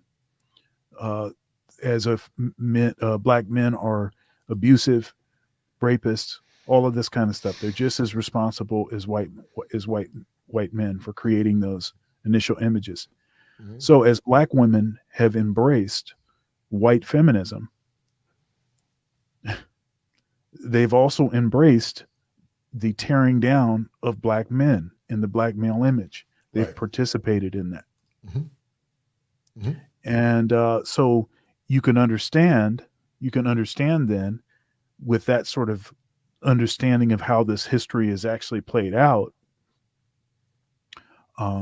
why a lot of this sort of hyper anti-man stuff, like stuff that Tanya TKO says, right. You can understand where that stuff comes from. It's a natural. It comes naturally through that whole white feminist thing. Mm-hmm, mm-hmm. No, I totally agree. I'm gonna finish listening to Dr. Tommy Curry, and then we're gonna pull up some of these very negative clips associated with Tanya TKO, as she called Tina Knowles a mammy. And a mammy is always a very negative connotation. So hold tight, Doc. I'm finish listening to Dr. Tommy Curry real quick. I'm not going to listen to the whole thing, but we're going to listen to it in part. So in order for us to, because the way that we view the category is not really about the category of blackness, but the politics that we attach to it, we end up saying that we need to pluralize the category that we think about with some other politics, which not only means that we have to pluralize it with things like feminism, we need to pluralize it with things like queer theory, etc. Now, the problem with that, though, is that it assumes that the category of race or blackness is in itself not rich enough to deal with the plurality of blackness that it presents itself with historically. So we see black people as not having the kinds of techniques or the kinds of experiential knowledge that allows them to deal with things like gender, to deal with things like homosexuality. And by doing that, it's an identity politic that plays out in the academy, where black men specifically don't have the ability to use race or racism to account for their experiences, because that's seen as one-dimensional or under the intersectional axis, a one-axis account. So my view is that race is constantly under scrutiny, and because of that, black men have not been able to offer a gender analysis under that. But the problem is when you add in gender theory largely takes the experience of the woman to be synonymous with the category of gender. So then black men become excluded from the combination of race and gender, because if you're male, it assumes that you have privilege. Now, while we may combine these things in intersectional analysis, it ends up being— Go ahead, Doc. Yep. This is a great nuance that he's pulling out. And this is one of the reasons why there is this 20,000 fewer black men in the academy than black females. It's directly resultant of that, and why they have felt justified in ignoring this reality, because as you have marginalized black men, you've also marginalized the patriarchy. Okay. Now, the problem with that is that at no time in the history of Black America have black men been any kind of part of any sort of patriarchy. Right. Our communities have always been flipped. Right. It's always been the women that have been actually in control. BGS calls it the gynocracy. Okay. It has always been that. It has always, forever and ever, amen, been that way. And so to suggest that in some way that because we are male, that we have inherited the power of this patriarchy of the white man, which, as I discussed before, actually the patriarchy was jointly, it's a joint venture between white men and white women. Okay. Jordan Peterson has done a masterful job of sort of removing a lot of the arguments, dispelling a lot of the arguments associated with this patriarchy business. Okay. Now, if you look in the history of the entire world, I'm not just talking about black folks now, look at the history of the world. The patriarchy, when it has actually existed, has really been an ultra elite, wealthy. So, for instance, like the king and his court persecuting everyone else. Mm-hmm. Everyone else. Okay. So it wasn't like the patriarchy was all of the men evenly being able to persecute the women. No, it was an ultra elite being able to persecute everyone, men, Right. women, and children. That's what Right. the patriarchy was. Right. Okay. So to pretend as though John Q. Taxpayer has the same kind of power, to in privilege as the king and his court did, it's total ridiculousness. Mm-hmm. Okay. The history of the world has been that everybody has struggled until relatively recently, and only in a small percentage of the world where there actually is abundance. For the rest of the history of the world, it's been people have just been doing whatever they could do to survive. Okay. And a marriage was actually the best way to protect yourself, to protect your offspring. Right. And women benefited and men benefited from that arrangement. So to present marriage also as some sort of sign of the work of the patriarchy, again, there's all kinds of issues with this. And then let alone to try to suggest that black men have been sort of heirs of that. Get out of here. Well, I always said that at the macro level, there's never been a true black male patriarchy. There was never no unison between black men and white men, as they both advocated or brokered for policies that impact black women and white women. Now, one could argue, Dr. Dunder, that there was some type of pseudo patriarchy at the what's called the group level and the micro level between families. But at the macro level, we've never had a true black patriarchy, because a true black patriarchy, or a true patriarchy in general, is when all men, Dr. Dunder, coalesce together. They all participate in policy making that impacts the lives of men, women, and children. Black men never had that power. We might have it at the micro and the meso level, meaning the groups in our community, and sometime in the home. But we never had it holistically at the macro level. And so it's definitely a misnomer. That's why when people say, well, y'all created policies, or, we didn't have the power to oppress. Domestic issues are endemic to all ethnic groups: Indians, Native Indians, Africans, Americans of the African diaspora, those of European descent. It's called the human condition.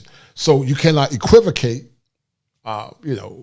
this nefarious thing of domestic issues or domestic abuse and associate it all with black men, because, as Dr. T. Hassan Johnson so eloquently said and stated many times, the domestic partner violence is bidirectional, often initiated by women and many times finished by men. Let's finish listening to Dr. Tommy Kerr. He's giving some excellent points. And Doc, send me your URL. It's not working, brother, but hold tight. Being something like all men have privilege, black men are black, hence they experience racism. Combination of those two things means black men experience lesser power than white males because they're black. But that completely overlooks the history of black men, and my book is trying to correct that by starting from the ground up. Yeah, so you talk a little bit about what you describe them as myths of how black men are characterized and approached, and then dealt with analytically. Could you draw that connection a little further for us? So if we go from this problem with dealing with race in this country, broadly speaking, how then does that play out in how we are both encouraged to see Black men, and then how the Black male experience is then interpreted, analyzed, organized around, etc.? Well, I think a few things happen here. It's important to understand that the history of Black men being written about as a particular subject starts well before we even begin having conversations about intersectionality.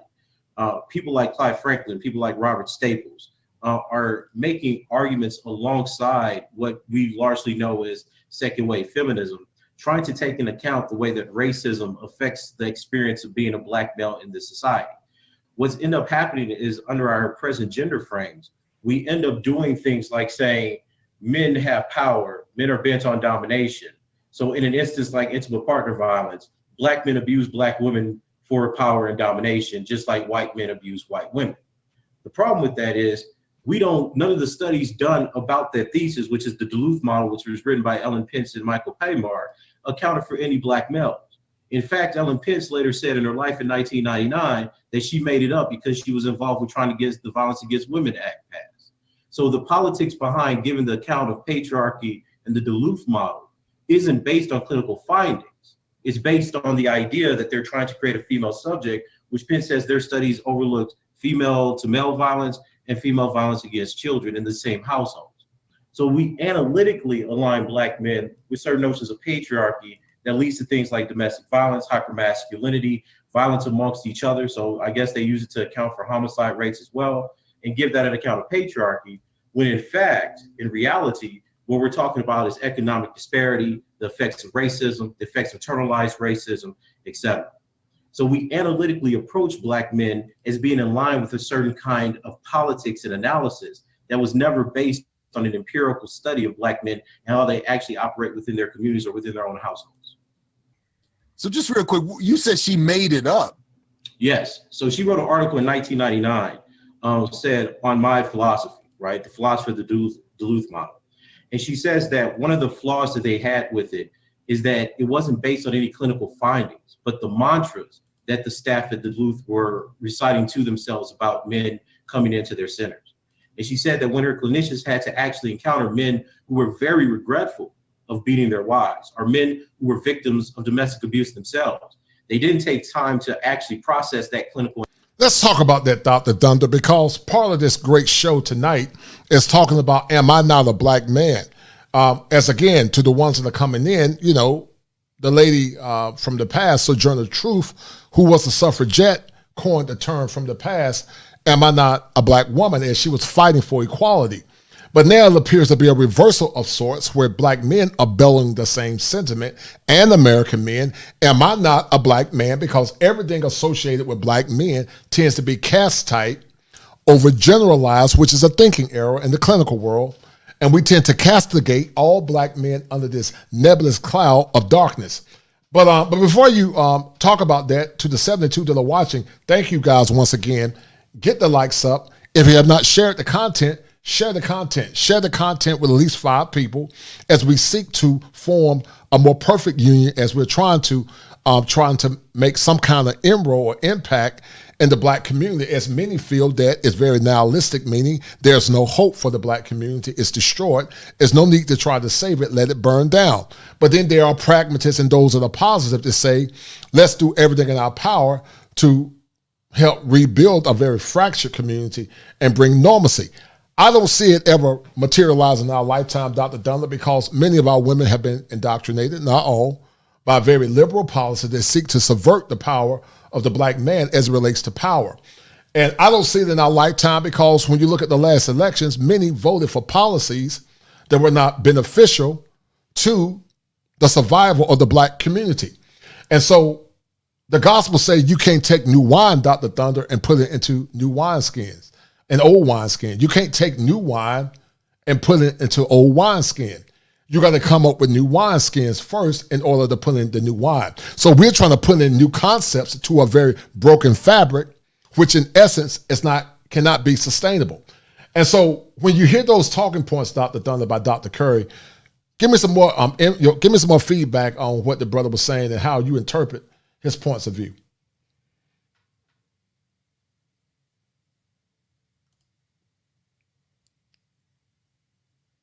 Unmute yourself, Doc. Unmute yourself. Unmute yourself. Unmute yourself, Doc. You got to unmute yourself. Sorry, I didn't even realize. Yeah. Go back and say what you were I didn't realize I saying. muted myself. You were talking away. Go ahead. But man, Tommy is heavy. Tommy is ultra heavy. So this whole business about black men being abusive. Okay, Kevin Samuels calls it the color purpling of the black community, where we have taken these. I mean, first of all, if you analyze the color purple, so first of all, so this dude, this abuser, he has land. He's a wealthy man. Right. Okay. Now that doesn't fit the usual situation for black men. We're not wealthy in that way. So there's all of these sorts of exaggerated sort of caricatures, right, that they're putting forth. And our community has basically bought them, hook, line, and sinker, without any actual evidence. Because when you actually look at the numbers show that, especially in the black community, that violence, that domestic violence is a 50-50 proposition. Right. Okay. And, I was watching Dr. Tia Johnson again. This must have been 2 or 3 weeks ago. Maybe it was a week ago, actually. And actually put it on I linked the video to my community tab on my YouTube channel. So if you want to go and check it out, but in that video, he talks about how actually, based on some recent some recent research, we actually now know that most of the violence is actually being done against men by women. So the women are actually more violent, and when they do when they do assault us, they typically do more damage because they're using weapons, right? Knives, guns, stuff like that, right? Okay, and so now we know that a lot of this talk about how black men are overwhelmingly the abusers and are violent and all this kind of stuff, all of that stuff has been noise and has been lies the whole time. Right. It's never been true. Right. Harvard did a study to debunk it as well, not for just black men, but just, partner, intimate partner violence. So you're 100% correct, Doc. But go ahead real quick. Yeah. Go ahead. That's the main thing. Okay. Go ahead. That's what I wanted to say. All right, let me shout out my man Top Gun. Top Gun is funny. That's a bet, right? That's a deal, right? That's a deal, right? You can go ahead and proceed. I know what he's talking. That's a deal, right? That's a deal, right? That's my homie. I'm gonna get some new moderators, guys. Dr. Dundas is on the list. Shout out to Top Gun, Gail Lockett, Tim Howard. He's probably out today, but thank you, Tim and Gail, when you're on. But I'm definitely gonna get some new moderators, guys, as we continue to grow. And Dr. Dunn, I'm going to make you one at some point as soon as I figure out this URL. It's not clicking on, but I'm going to get some more moderators. And thank you to the 80 that are watching. You guys are awesome. You guys have been doing a good job as we seek to grow this platform and as we seek to empower men, because if we can empower black men, then we can empower what some call a broken community. Hold tight. This friend's listening to Dr. Curry. Hold tight. Information, they continue with their ideology. So her argument was that there was no empiricism, right? And she says this was the chink in the armor, so to speak, that there was no clinical findings or empiricism behind the ideology that they were supporting. And because of that, they had to exclude things like female to male violence and child abuse. Yeah, I'm going to call it right now. I think I found the single biggest productivity hack of 2021. It's this Google Chrome extension called Speed. So the problem, as I say in my book in chapter 3, is that liberal arts has taken this analytic of male power without even analyzing the findings during the same period. So for example, the most stark example of this would be that at the same time that you're getting the development of the Duluth model in the early 1980s, you find that Black men are in fact the largest victims of intimate partner homicide, which is a trend that was established in the FBI data from 1976 to 1990.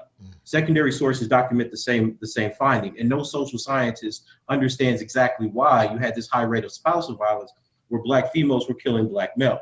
Now, the general frame of explaining this is, of course, right, under feminist analysis, well, these women were protecting themselves. But you've always seen a disproportionate amount of bidirectional violence, meaning Black men attacking Black women attacking Black men, or Black women hitting first, attacking Black men responding throughout the Black community for the last 40 years. There hasn't been a lot of work done on it because no one's trying to actually give a causal theory or explanation for why Black people fight each other. So we end up, instead of trying to figure out the empirical situation in Black households and Black communities, simply reducing it down in liberal arts and current gender theory into Black men abused for power. But that's certainly not how domestic abuse operates in our very own communities. So I just want to be clear, because somebody may hear what I think, not that I'm actually hearing, but what may be taken by some in quick passing, that is, you're not suggesting that, or maybe I need to, maybe I need to go back and check on what you just said. You're not, because it almost sounds like you're suggesting that there's a misunderstanding, generally speaking, that we all hold on domestic violence and abuse. Yes. And let me go back to that part real quick. My bad, man. I just want to be clear. So my argument, I don't want anybody to hear this or watch say Dr. Curry is saying that there really isn't the same kind of problem with Black male violence against women that there is, or that we need to address. No, that's not what I'm saying. I'm saying, in fact, there is that problem. Right. But that problem is complex because the causality, which is very simplistic, which is that Black men just abuse for power, is wrong. Okay. So what I'm saying is that the problem with domestic abuse in our communities is disproportionate on both sides. Okay. Black men do abuse Black women disproportionately, but Black women also disproportionately abuse Black men. Black men disproportionately kill Black women in intimate partner homicide, and Black women also disproportionately kill Black men. Right. And this cycle of violence within our households have a devastating effect because it's found that children that observe domestic abuse become abusers themselves. So what I am saying is that the problem is much bigger than we're talking about because the causality is given to us in a very narrow gender frame. And your argument is that narrow gender frame is just about male perpetration, male issue about power and yes. not taking into not about economics, not about recidivism, not about drug abuse, not about histories of previous trauma, not about internalized racism. So I am not arguing that this is not a problem in our communities. I'm arguing the exact opposite, that is much more complex. And we have data to suggest that it's not only complex in terms of incidence or lifetime prevalence, where you have 5.1 million Black men who suffer from intimate partner violence, but also in terms of the causalities that have not been addressed, which is why this remains a huge problem. And this doesn't stem just from us not reading, that's a big part, because we just haven't read the research in intimate partner violence studies or conflict studies, but it's also because we define everything based on bell hooks interpretation of male power. We're not actually looking at the dynamics that happen within households. I actually recently got a call. Dr. Dunlap, what's your take on bell hooks theory about male power? If you know anything about that intersectionality, what's your take on bell hooks in less than 2 minutes? Because I want to finish. Letting the audience hear this. I'll say it. I'm gonna say it in one. I'll say it in one word. Hogwash. Okay, good enough. From a brother that's working in social work. He works on prisoners reentry. And he called me up and he's like, I read some of your work and heard you speak on intimate partner violence and female perpetrated violence against Black males. And I say, yes, how can I help you? And he's like, look, we're having a real problem because these brothers that come out of jail and that's on parole, they're being victimized by the women that they're living with, because they're saying that if they say anything about it, they're going to call their parole officer, they're going to go back to jail. So we have a lot of different dynamics in our community that make Black men vulnerable, be it from poverty or be it from incarceration. That's not being addressed when we look at Black men or the position that Black men are put in next to their spouses in low socioeconomic conditions. Right, and thank you for that clarification. Absolutely. I didn't assume that's what you were saying, but I thought for a minute it might. Right, people may perceive. Right, yeah. I just want to be clear. And that's we know how the internet goes. Yeah, and it came up. I saw you recently on with Yvette Carnell. Yes. And and one of the things that I liked about that conversation was that she is always wanting to highlight people who have numbers and and data to support their arguments, and you've clearly done that here. And it was interesting that conversation was centered around, if I remember correctly, her critique of how we understand economics and where Black men and women fit into the economy. And I thought, sort of as a way to segue, unfortunately, to the end of our conversation, if I could ask you about the title of chapter 3 that you just referenced, and then how it relates to the title of the book. That is, chapter 3 is titled The Political Economy of Niggerdom, Racist Misandry, Class Warfare, and the Disciplinary Propagation of the Super Predator Mythology. Yes, sir. How does that relate first to this title of your book, The Man Not, Race, Class, I just missed race, class, and genre, the limits of Black manhood. Yes, sir. Yes, sir. And how this predator mythology, and how does that, and then how does that relate according, of course, not just to the title of your book, but how then we interpret the Black male experience, material lived experience, but yeah, please, if we could start with what you're doing in chapter 3 and then the title of your book. Absolutely. So let me begin. When I talk about racist misandry, or other Black male scholars as well, we sometimes say anti-Black misandry. What we're talking about is the collective ideas or beliefs in the hyper expression or hyper personality, so hypersexuality, hypermasculinity of Black men. And this is used as a kind of logics to justify the disposability of Black males. Now, taking that view, it is my position that this has been the dominant frame of how we look at Black men, even within theory. So while we may have views of Black men that says, for instance, they suffer from racism, when we talk about their politics, when we talk about the ideas or paradigms that have been created by Black males, they've always been flawed because they have in some way either excluded or been detrimental to women. I argue throughout the text that this view is in fact not new, that this is the product of a very rich and long-standing colonial history. You can look back to the debates in 1868 in the history of suffrage by Elizabeth Cady Stanton. And part of the argument for why Black men should not have the right to vote is because they are a tyrannical class. And if they got the right to vote, they would abuse and whip their women. So this idea, I just find it coincidental that this. And see, that speaks, right? This is ironic because I hadn't listened to this video, but it ties in, Dr. Thunder, to what I said about Sojourner Truth. She was actually bellowing the sentiment that, am I not a woman? But as Dr. Curry so eloquently states, he says that when it comes down to Black men, they thought if you gave Black men the power to vote, that they would be tyrannical. I would pose the question, or posit the question, Dr. Thunder, that many that are in power see Black men as a threat because it could be argued that white males in power don't fear Black women, Dr. Thunder. Hence, they give Black women power, but they fear Black men because they feel that Black men will use that same said power to get them back for the misgivings that they did in the past. What's your take on that analysis? Yeah. So I totally agree with your analysis. And Tommy has also done. It's like it's a chapter in one of his books, or it's an article where what's the name of it? Racism as misandrist aggression. So basically, racism is a way to target the strongest components of other races, which are the men. And so if you can um,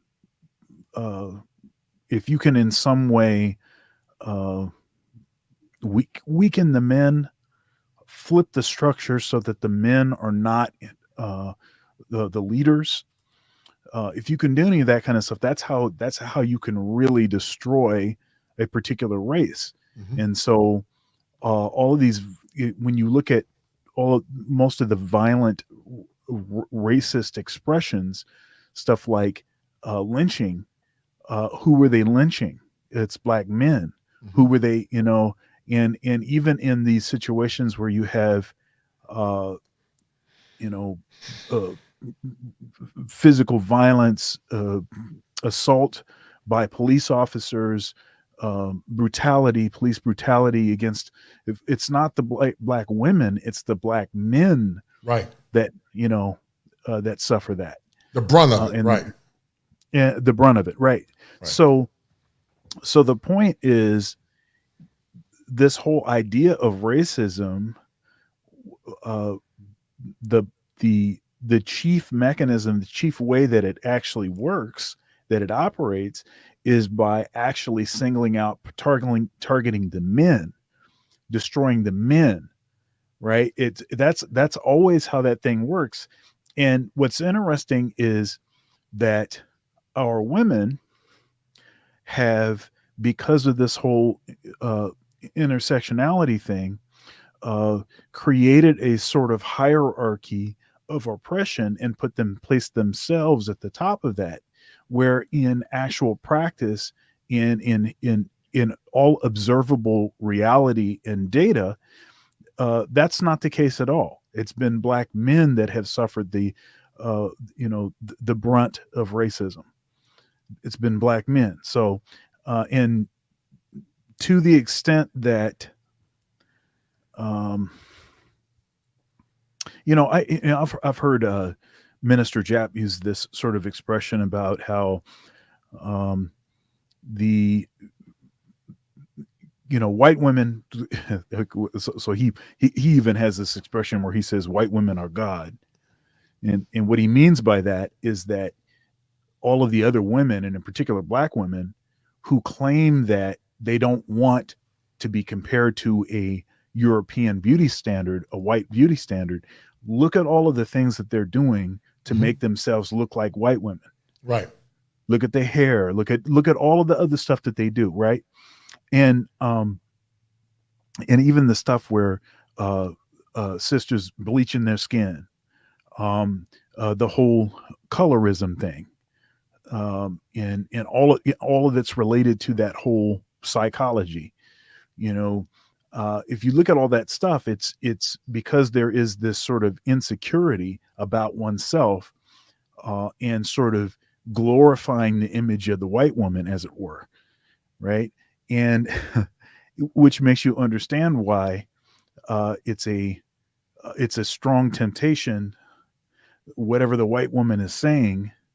So if the white woman is saying men are all abusers, men are X, Y, and Z, patriarchy, this and that. Right. You can understand why black women are like, hey, well, I can, I'm going to get on board with that. You can understand why that has been the case.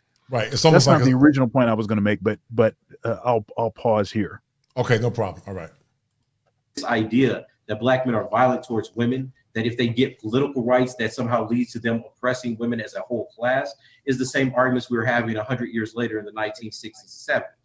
So utilizing that historical analysis, as well as the way that colonial societies have always created the myth of the racialized or native rapist, is my suggestion that these codes have been brought in, kind of snuck in it like a Trojan horse of the concept of gender.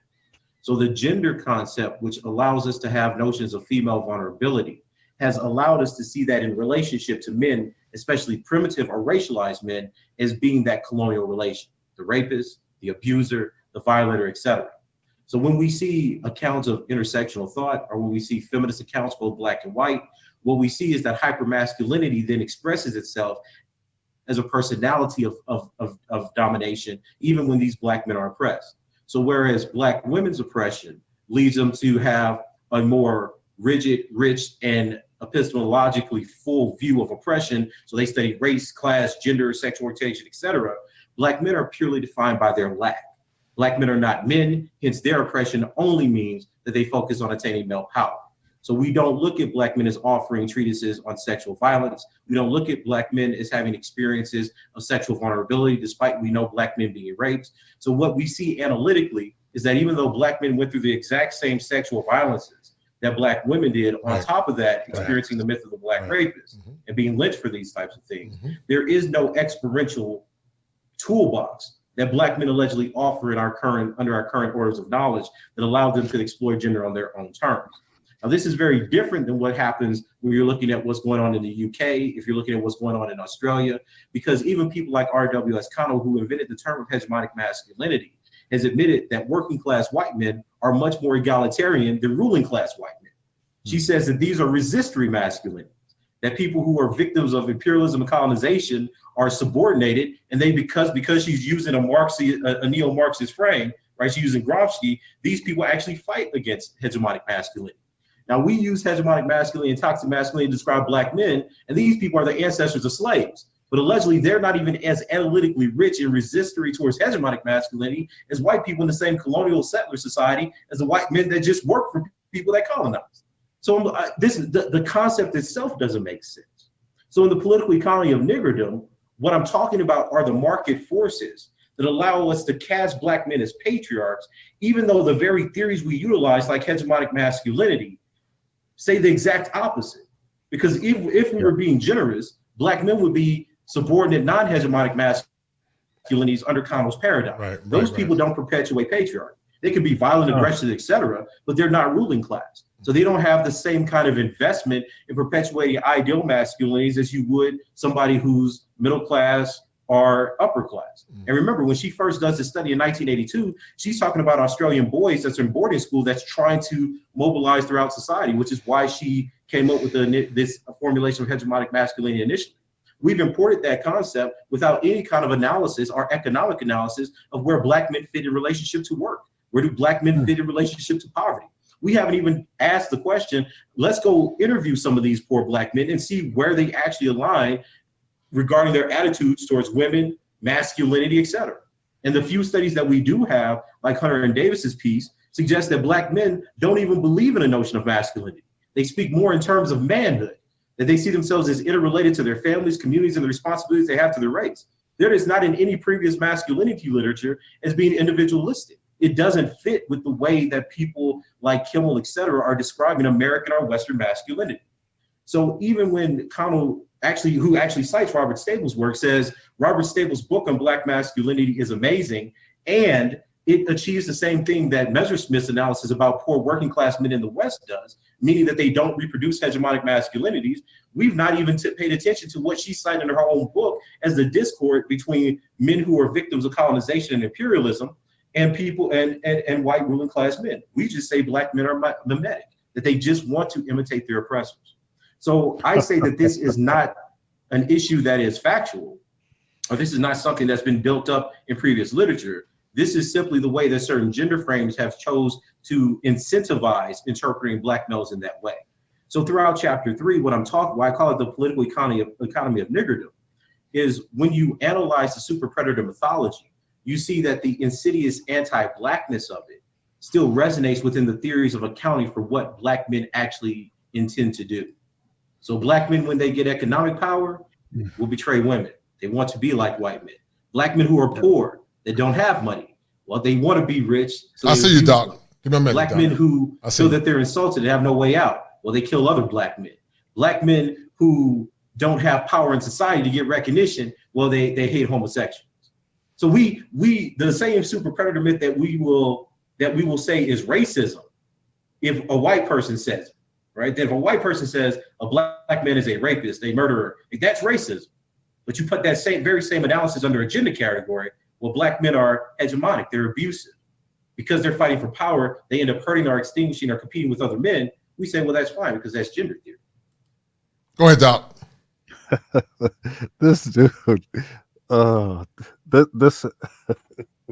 this my dude. This dude is slaying dragons, man. Right. About 7 minutes left. He's cutting it up, man. So, all right. So, okay. So the super predator thing. Mhm. Oh my goodness.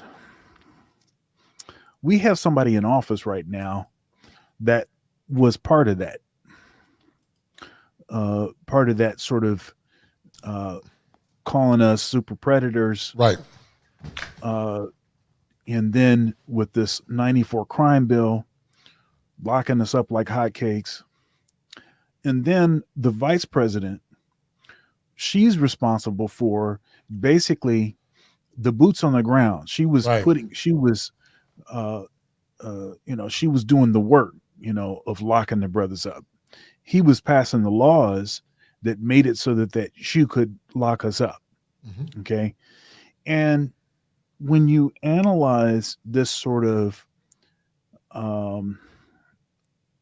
fear, it seems, of black men, this sort of hyper masculinity that they see us as being, and these violent and independent and violent, kind of force, it makes you look at the way that these liberals, who they nominate, who they promote. If they are black, are they too black? Mm-hmm. First of all, are they black enough? And that's defined by what political views they have. And then, or are they too black? So, for instance, and I mentioned this before, you've got Kamala Harris. And we need to talk about what this word black means. We need to talk about what black means. I would argue that black is a new ethnicity. Mm-hmm. Black is those that come through that are ADOS. It is a new ethnicity created by American slavery. Okay? That's what is meant by black. That's what most people mean, even if they haven't thought about it. That's what they mean when they say black. Now, you might have somebody argue, wait a minute, but what about people that are, from Africa? What about Nigerians? Well, the thing is they don't consider themselves black. Because if you ask them, are you black? They say, no, I'm Nigerian. Right. And rightfully so, because you can't measure black. You can't qualify a color. We should have been seen as Americans of the African diaspora. That's a term that I created. Mm-hmm. Americans of the African diaspora, because that's where we're from. We should have been seen as Americans first, but Americans with African roots. But Nigerians are correct. Give me a minute, Doc. Let me read the super sticker. And I'm gonna hold your point, but I want to go and shout the super sticker out real quick. Shout out to my man Cold Black. He said, I can't trust a black woman wearing blonde weave or fake hair.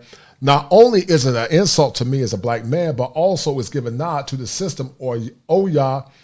One more thing, it makes them look clownish. Shout out to him. Bet, so that's right? $10. That's a deal, right? That's a deal. And that is a deal, right? So I appreciate that's a bet, that. Right? That's a Thank deal, you, right? That's a deal, right? Cold Black for that $10 super sticker. And thank you guys that are watching. I look forward to continuing to bring you guys great content as we seek to empower men. As a licensed mental health therapist, I do these shows to empower the brotherhood. Many times, many black men, good, hard-working, good brothers are seen, or more or less don't feel like they don't have a voice. And I just got off the phone with a young man that told me that he was crying after he came back from overseas, because he said here in America, he doesn't feel like he's a man, because he doesn't get those feminine vibes. And so I do these shows, guys, because I seek to empower black men. Being a licensed black male therapist as myself, I'm very rare. It's very hard to find very masculine male therapists, but nonetheless, a very big black masculine man therapist at 6'6", being dark skinned with a bald head, which many times is an anomaly. So you guys have something very rare in this space, extremely rare. You have Dr. Thunder, who he is an esteemed professor of music, very intelligent brother, but you have a licensed professional therapist. We are professional men that are taking risks, some would say, putting our necks on the line to empower you. We do this because we care about you. Some say, why are you doing this? Well, we want to empower men, but we do want to get compensated for our time because there's a lot of work being a content creator. You guys will be surprised the amount of time it takes to edit, to do the research, to come up with topics, to do the thumbnails. It's very time consuming. But because I feel I've been commissioned by God to do this, I do this because I want to see you men empowered. So when you guys donate to the channel, when you subscribe to the channel, when you hit all notification buttons, when you send this content to at least 5 people, you help the channel grow. When you help the channel grow, you help your mind heal, and you give black men and all men, American men, white and black, options to live their lives on their own terms, because I believe in, as a therapist, the right to self-determination for men to live their lives on their own terms, free of shame, free of guilt, and free of harm. I believe in the concept of life, liberty, and the pursuit of happiness. Those were measures that were granted to us in the Constitution. So I believe that men should live their lives on their own terms, free of shame, free of sign language, and also free of deaf talking points, which in essence means they deny the evidence when you present them with the evidence. They become enraged when you present them with the evidence. They argue to ad hominem attacks, meaning they attack the messenger instead of attacking the message itself, and they fight or flee because of the cacophony inside their head, which states that they cannot handle the things that men are talking about, which in essence causes a condition in the clinical world called cognitive dissonance. So these conversations are very important, and that's why I seek to empower you guys. So once again, thank you to the 75 that are watching. Share this content with 3 like-minded people, 5 like-minded people. If you have not donated, donate to the channel. Hit Cash App, $7 Smalls, as we continue to inspire the brotherhood. And once again, thank you, Cole Black, and all the others that have supported the stream. Thank you, guys. I appreciate your work. So I'm going to finish Dr. Thunder. We got about 7 minutes left with Dr. Curry. And I'm going to bring some people up after that in a minute. We're going to look at Tiny TKO for a few minutes. And Doc, appreciate it, man. You're doing an awesome job. So hold tight. Let's finish listening to Dr. Curry. So you can code the exact same negative stereotypes about black males under 2 different categories. Under race is rejected, but under gender it's accepted. And that's why I argue that it's been incentivized and snuck into many of the ways that we analyze the group itself. So as we as a concluding sort of thought, then how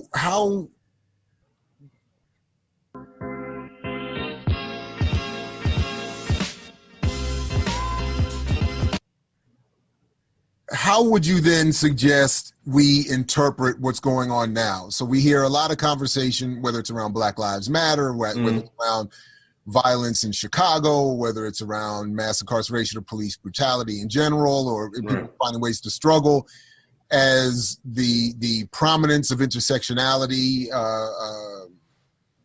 prevails.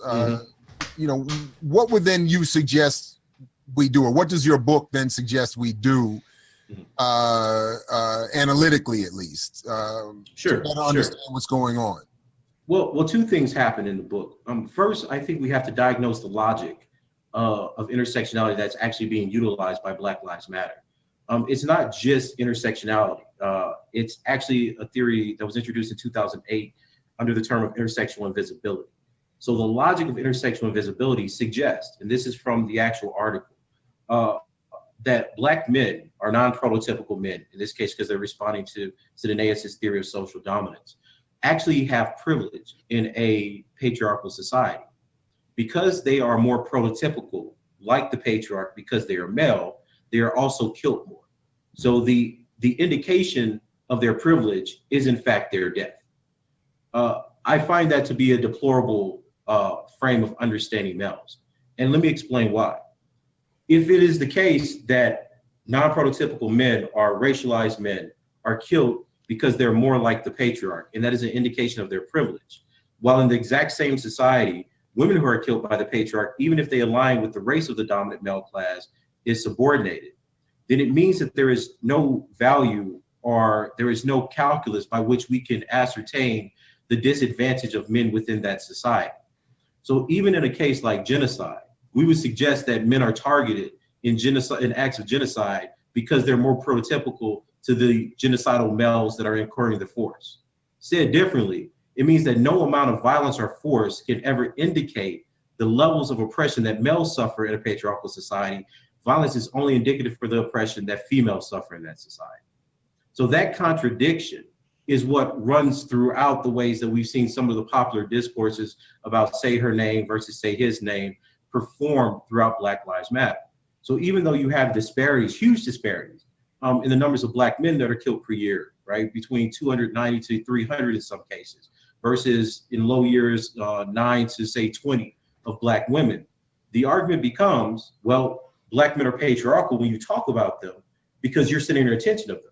That's the way that we say it in terms of our hashtag. But what you're really saying is that Black men are patriarchal because our attention to them is focusing on men in a patriarchal society because those men are killed because they're men. So we have to focus on non-prototypical bodies, which would be females.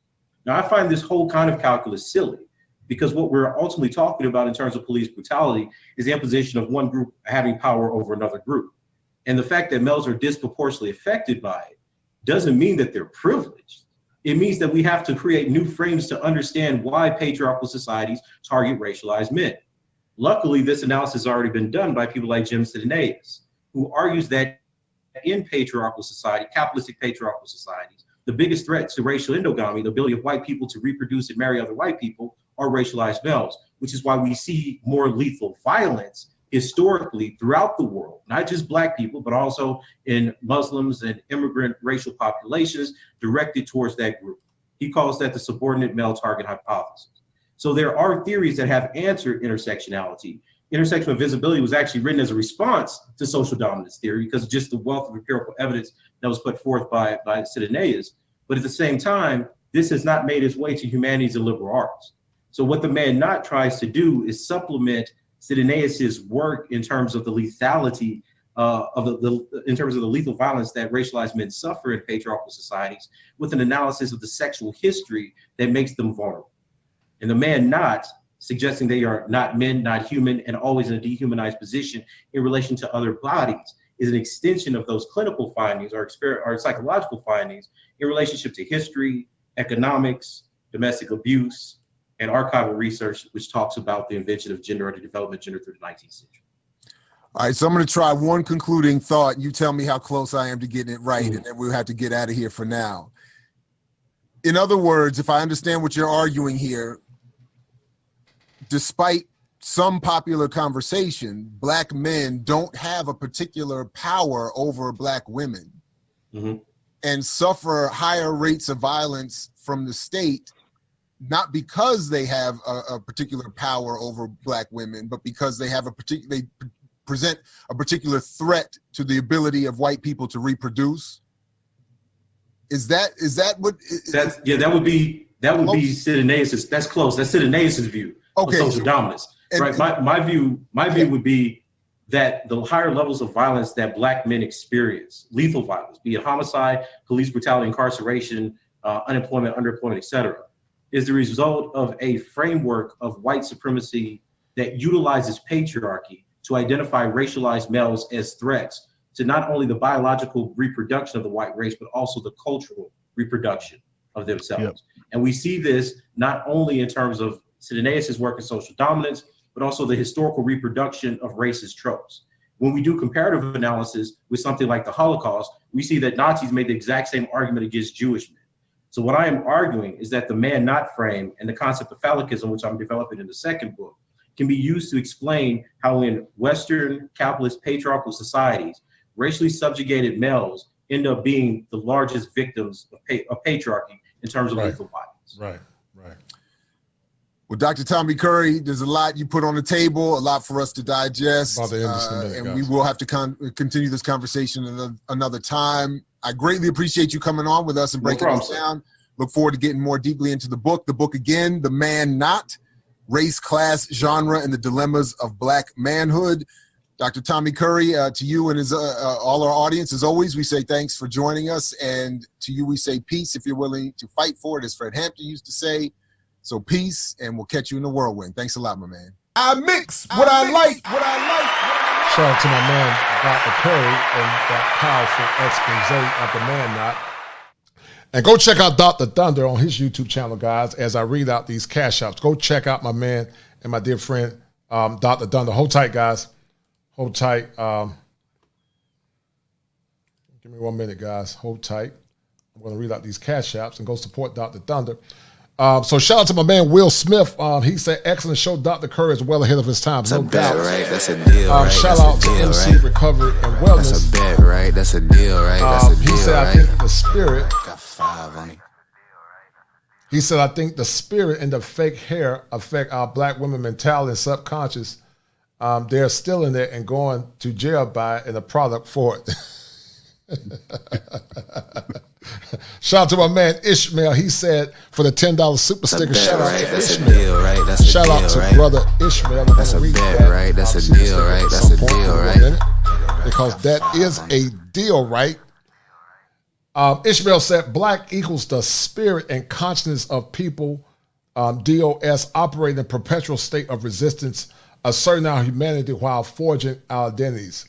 Peace to Dr. Thunder and the Kosher Clinician. Thank you, brother Ishmael. Thank you, brother, for that generous donation. I appreciate it, brother. And shout out, guys, once again, go check out Dr. Thunder on his YouTube channel. Go check that brother out. Once again, the show that we had for today was for Commission.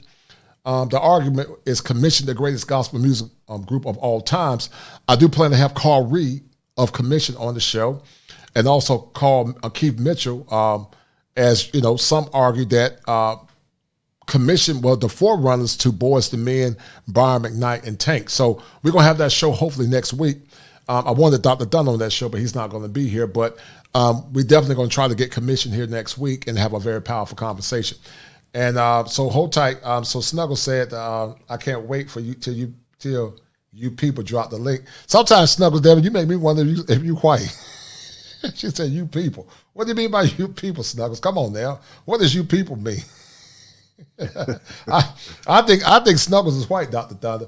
But I want to ask you a question. Sometimes. Yeah, Snuggles be trolling. But I want to ask you a question, Dr. Thunder. And I want you to think about this in a critical way. You are the scale balancer. Is Tina Knowles an advocate, an agent provocateur, or is she both, meaning she's not aware that she's an agent provocateur, in your opinion?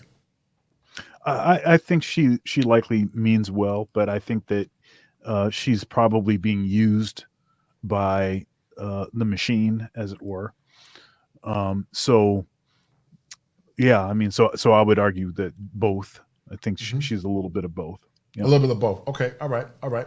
And it appears, Dr. Dunlap, that what they're trying to do, they're trying to inculcate an agenda to more or less amalgamate masculinity. And amalgamate is a term that they use in the chemical world, meaning to blend or mix. So it appears they're trying to amalgamate or melt in masculinity, heteronormative masculinity, with liberal concepts and liberal archetypes, which seek to subvert the true nature of what's called true masculinity, in my opinion. What's your take on that, Dr. Thunder? Yeah. So, that whole presenting a version of masculinity that you're comfortable with, promoting that version of masculinity, using the media machine to promote that version of masculinity to hopefully make that become the normal version of masculinity, the normalized version of masculinity. This is something that Hollywood has been at the center of for as long as it has existed, and as sort of negative towards black men and the terrible imagery that Hollywood has been most responsible for creating. And it's amazing, some situation happens, especially like with Donald Trump. Oh, Donald Trump, he's so racist, blah, blah, blah. And they're coming out and, Hollywood and all these stars and stuff and talking about how terrible he is and how racist. You guys really shouldn't be saying anything. Right. What it is that they have done has been worse than any president has done. Yes, sir. I totally agree. It cannot be equivocated.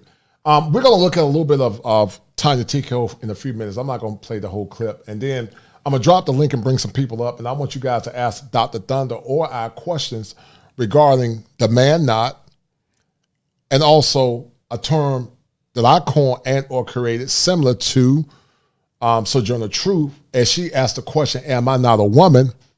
Well, the question remains for heteronormative men is, am I not a man? As many feel that they are under attack and feel that they can't be men in their own ecosystem. So I'm going to find the link for, hold tight, find that link to Tanya T. Cole. Let's check that out, Doc, real quick. I'm going to see what she's talking. I want you to critique. We're going to critique this chick. And see what you guys' take is on her take of calling. Hold tight. Oh, calling old girl a mammy? Right. You said you said something positive about black men? Right, you must be a mammy. Must be a mammy. Anytime relating to black men, damn, it's a mammy. But these are the same women that says black men don't protect them. Or a pygmy. You right. either mammy or a pygmy. Right, you're a mammy or pygmy. But these are the same ones that say they want protection. And so let's look at this woman. And yeah. I don't even like looking at her. I know, I'm sorry, I know, but you know, we gotta be objective. I don't even. You know what? Listen, let me just we're gonna get straight into the video because I'm already annoyed, and I'm sure you can see it on my face. We had a difficult broadcast last night with a lot of foolishness, a complete boondoggle. It was a mess, and so for those of you who haven't caught up, you can catch up today. But listen, I'm your host, Tanya TKO.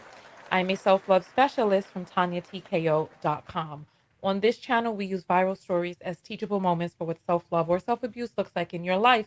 And when we ride these viral stories, part of the reason that we ride the viral stories is because there are things within the algorithm that suppress certain people from being able to get views. It's not just on YouTube or Facebook. It's now on TikTok. If your skin hue is past a certain complexion, if a person shows even a fraction of a millimeter second hesitation or swipe away from you on TikTok, it just never gets seen. Your people of your hue, whatever, don't get seen on TikTok, right?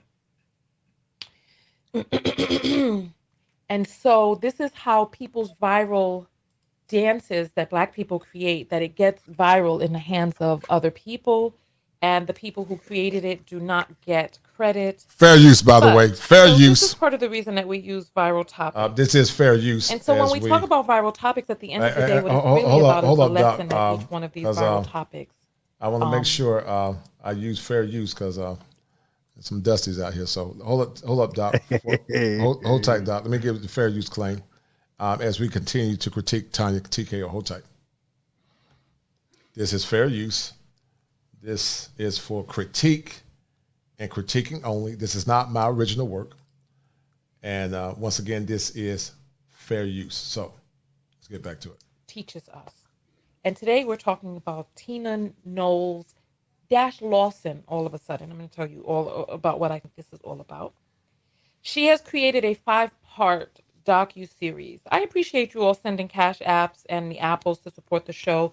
The link to do that is in the description. Because when we talk about topics like this, right, there are powers that be that come and get the videos demonetized. CBS is one of those powers. They don't like you to react to their footage, but we're going to show it because I learned that during the juicy Smollett. I'm not going to do that because I don't want her. I'm not trying to get mine demonetized. So hold tight. But hold tight. That the FBI data, let me show you. Give me 1 second. I have so many links open because there's so many things that I want to show you. And so you see it, Dr. Thunder, this woman pretty distracted says she doesn't admit how dangerous Black men are to Black women. You see this overgeneralization of Black men, the demagoguery of Black men, the over rationality of Black men, and the castigation of Black men that appears to be vicarious trauma to some of these women picking dusty Black men. It never fails, Dr. Thunder. You know, they tend to equivocate 100% of black men to the dusty black men that they chose. And because of their anecdotal experiences, they assume or equivocate that all black men are bad. Now, listen, to be fair, sometimes black men, we do it too. I'm going to be fair. We tend, sometimes we equivocate black women as a caste type and say all black women. But I don't believe in that because generally speaking, general would be more than 50%. But you see this foolishness by petty distract. She doesn't admit how dangerous black men are to black women. And that goes back to what Dr. Tommy Curry was talking about, this dark nebulous notion about how black men play a role in the subjugation of our women. When you hear that, Dr. Thunder, what thoughts go in your head? And what's your take on this negative diatribe by Tanya TKO? Yeah, so we are not monolithic. Okay, we're not all the same. And the Pareto principle dictates that the primary issue, especially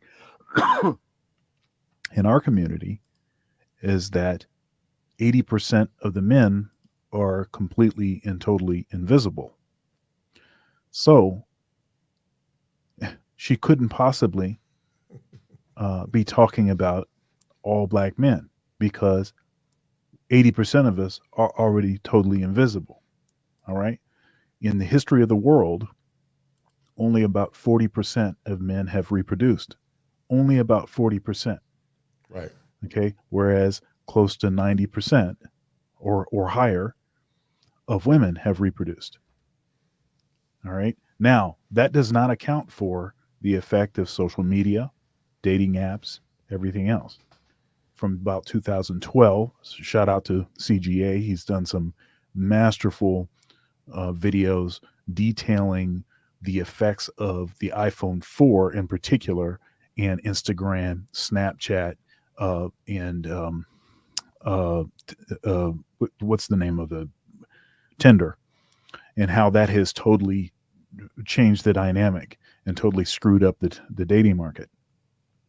But now everything is even way worse than it was. Okay. In our community, only about 16% of the men are actually creating this 80% out of wedlock birth rate. Mm-hmm. Okay. So you have the scenario where the real issue is a problem with mate selection. And as the usual talking point in the manosphere goes, men control access to relationships, right? But women control the access to sex. And unfortunately, in our community, our women don't have their chooser is broken. Okay, so our tendency in our community is to prioritize swag over substance. Right. Okay. But then after you chose swag, now I'm going to complain about swag. Right. But then I'm going to project swag onto all of them. I'm going to say whatever the faults of the swag, I'm going to project that onto all black men. Right. So this black men being dangerous, yes, it totally ties into what Curry was talking about, but it's a lot of this is self-inflicted wounds. And I have to say this, and I've seen a few of her videos. She always has her earphone in backwards. The reason that is sticking out, she has in-ear monitors, and they're really kind of high quality monitor, but she has it in the wrong ear. And that's why it sticks out sideways like that. Learn how to put the freaking headphones in the right way. I'm sorry. That's okay. Right. Let me finish listening to what she's saying. Then I'm gonna drop the link and bring some people up. I want Cortez to come up. Cortez is a very intellectual brother. I would love for him to come up and share some of the good sisters that are listening and watching. I would love for you to come and add your points of view to the topic of the show, Tina Knowles and her adulation for black men, her support for black men, Dr. Thomas Curry book, Am I Not a Man, but also the negative rhetoric that any support of black men is black male worship. But the irony is, Dr. Dunlap, that they want to be called queens and goddesses. And that's the irony, which in essence, in my mind, is a form of mental illness. But we're going to keep listening to it.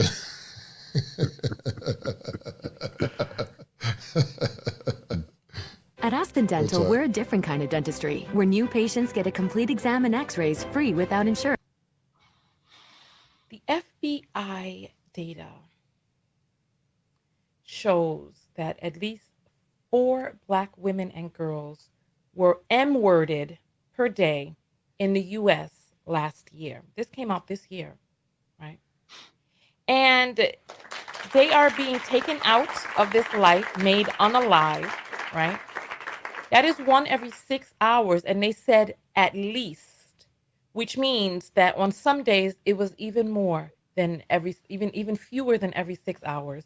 People are saying every 5.5 hours now, right? They are M-worded, K-worded, etc., right? And at the hands, mainly at the hands of Black men. In 2016, the data came out that it was every 19 hours. And of those 19 hours, every 21 hours, her slaying was at the hands of a Black man. So now that the numbers have jumped up to every 6 to 5.5 hours, the greatest portion of those M words are at the hands of Black men. But in 2022, she felt that it was befitting to come out with a 5-part docu-series, a documentary highlighting all of the ways that Black men are done wrong by the. And that goes back to her delusion. You know, in the clinical world, we call that a syntonic ego. It's definitely a thinking error because she's living through her own vicarious trauma, Dr. Thunder. She's not looking at evidence. She's more or less playing the role or the victim narrative, associating many and all Black men with violence. The question is this, Dr. Thunder. I believe that, and you know it, many Black men are invisible. They're invisible. So how the hell can Black men on whole 100%, when you say Black men, you're saying all. How can 100% of Black men be guilty of this negative malfeasance that she's talking about? Dr. Curry said that the violence between Black men and Black women is disproportionate, meaning Black women assault Black men at the same disproportionate rate that Black men assault Black women. But here's the bomb dropper, and I'm about to drop some fire for your mind. I'm going to drop some fire for your mind. You know, women like her always talk about, you know, the violence that Black men impact on Black women. But here's the kicker. Some will argue, what about or how about the number of babies that are deleted since the inception or around the 70s? One will argue, what about the babies that are being deleted at the hands of some of these women? And so, you know, that's the question nobody want to talk about. Go ahead, brother. Look, 670 per 1,000 pregnancies. 670 per 1,000 are terminated. 670 per 1,000 in the Black community. 670, 67% of pregnancies are being terminated. 67%. Okay. So she's talking about a percentage of Black men that create domestic assault towards women. And we don't condone domestic violence, but that's that dark nebulous cloud that tends to associate all Black men as being bad. And shout out to you, Chaos Rain. But go ahead, Doc. Go ahead, brother. Yeah. So, yeah, it's, you know, this, and I'm sorry to hit the earphone thing is bugging me, man. It's part of the way why it makes it hard for me to look at her. And she's a self-love specialist with dyed hair. Right. Okay. Yeah. I just, you know, she definitely got some deep-seated misinjury. But go ahead, brother. Look, and you know, earlier in the thing, she was talking about how, you know, even on TikTok, because of the hue of a person, X, Y, and Z, you know, they're not being viewed more. Again, a lot of this colorism stuff is being kept alive. It's being kept alive by not all, but a lot of black women. Because, you know, brothers don't do that. I'm not gonna be holding something against you or not, you know, dealing with you because you darker than me. I don't care about that. Right.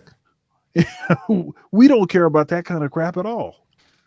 And matter of fact, as far as who it is that we choose for our mates, we don't think of it that way anyway. And even I don't know, maybe you can go back in history and find a small percentage of black men that were, you know, I don't want a black woman unless she's, you know, at least half white, or she got to be, you know, whatever. Maybe that was a thing, but in my lifetime, what I've noticed is that the most important qualities are the things that the women themselves can control.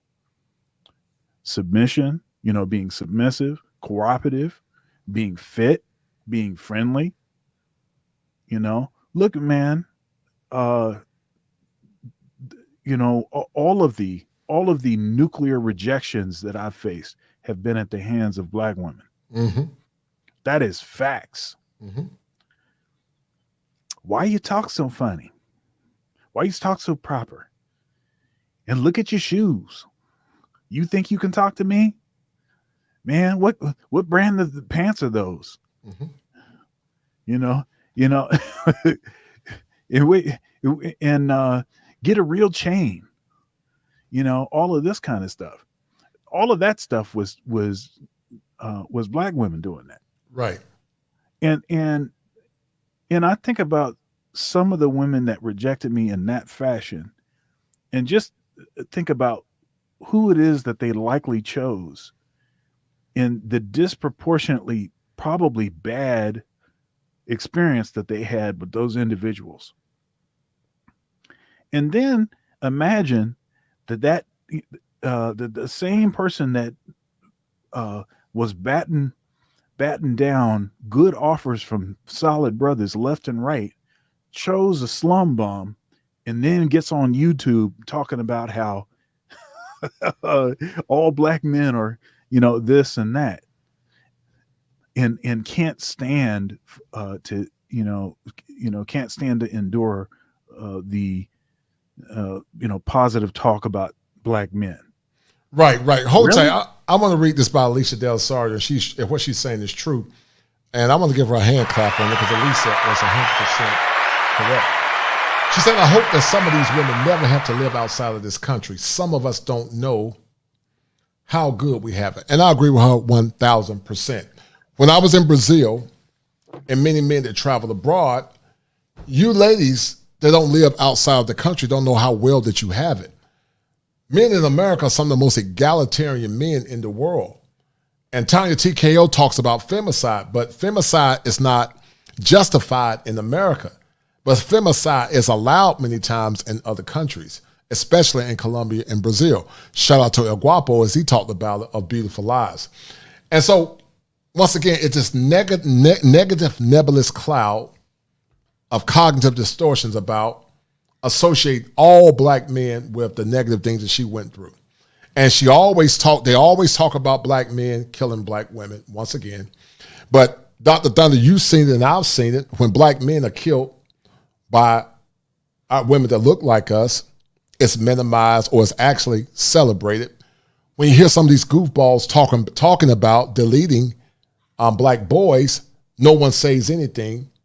And then also, Dr. Thunder, about the amount of our boys and girls that have been deleted by the women that complain about black men killing them. So which is worse?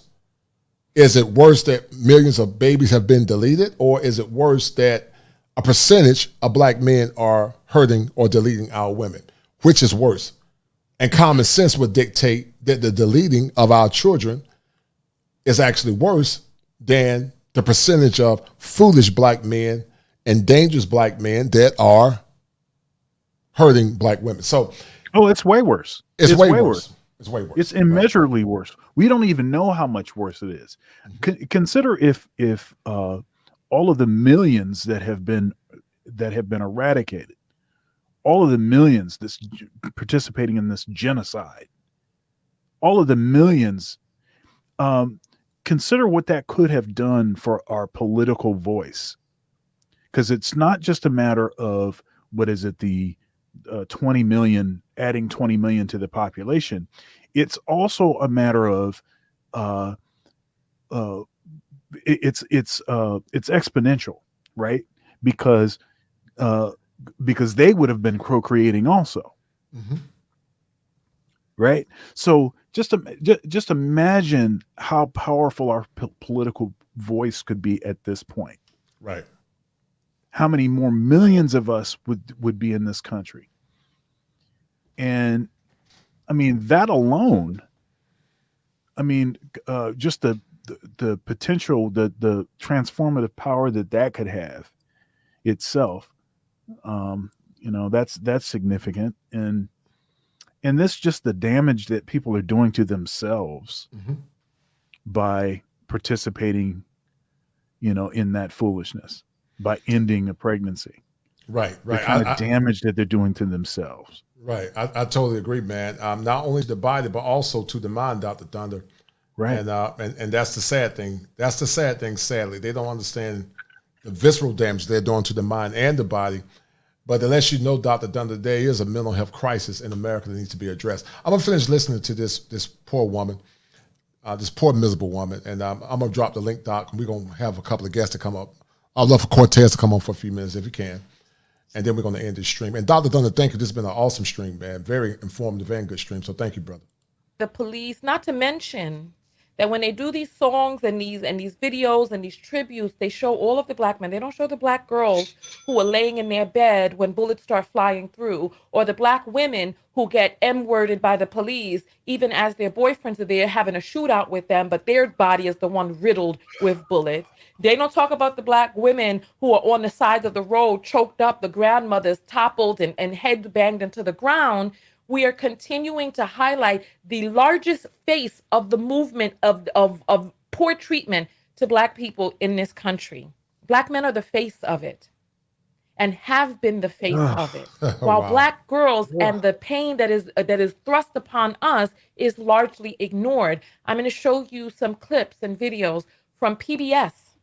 And I want you to tell me what's the difference that you see between the people speaking on what's happening to black girls in here and this one that we see. And then she talks about Jay-Z.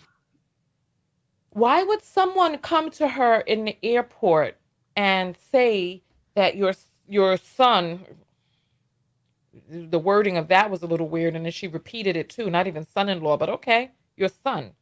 Why would people think that your son is a gangster rapper? Why? Would it have anything to do with the 20 years of vile, disgusting, toxic lyrics about selling rocks, slinging rocks, and murdering N-words that came out of his mouth for 20 years? I remember when I was little and Jay-Z was making music, and I felt attacked by the music. All the B words and N words and all of that, I felt attacked. I was like, oh my God, I felt unsafe. All of these men, these traitors to our community. But the hypocrisy is, Dr. Thunder, she and many other women call each other the B word. The hypocrisy, Dr. Thunder, is that many actually wanted the men that she's talking about, Dr. Thunder. Right. They wanted the damn drug boys. They wanted the do boys. They wanted the goofballs. They wanted, Dr. Thunder, the damn Raekwons and Man-Mans. I'm not saying all of them. We know there's some good sisters that don't want thugs and bad boys, but many love that thug swag until it's too late. And so have you seen that? Right. Have you seen the? I'm sorry, man. Have you seen that? It was circulating. I don't know, maybe a year ago, maybe 6 months ago or something. And it's this like the short interview where this guy, he's on the street and he's asking a bunch of women, girls, black girls, what they want. Do they want a drug dealer? right, a scammer or a 9 to 5. Right. And disproportionately, they picked scammer or drug dealer. Right? Almost none of them wanted the 9 to 5. Right. All right. So, and then the other thing I was thinking about is that bit that Chris Rock did years ago about how the lyrics of these, rap songs all misogynistic and all this, like whatever. And you go and you ask a woman that she's in there, she's dancing to this stuff, and he's like, well, don't you find that misogynistic? Like, how he says he ain't talking about me, and then go back to dancing again, right? So it reminds me of that, because it's funny. It's like to be participating in something for so long and to be blindly participating in it. But then some of this stuff that is coming out of her mouth, really, she really does. She just hates black men. That's her thing. She just hates black men. Right. It's definitely some form of vicarious trauma.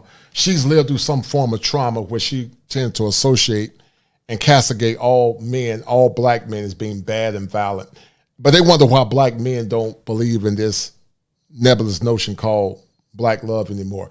They wonder why black American men don't see the value of getting married. They wonder why American men don't see the value of getting married.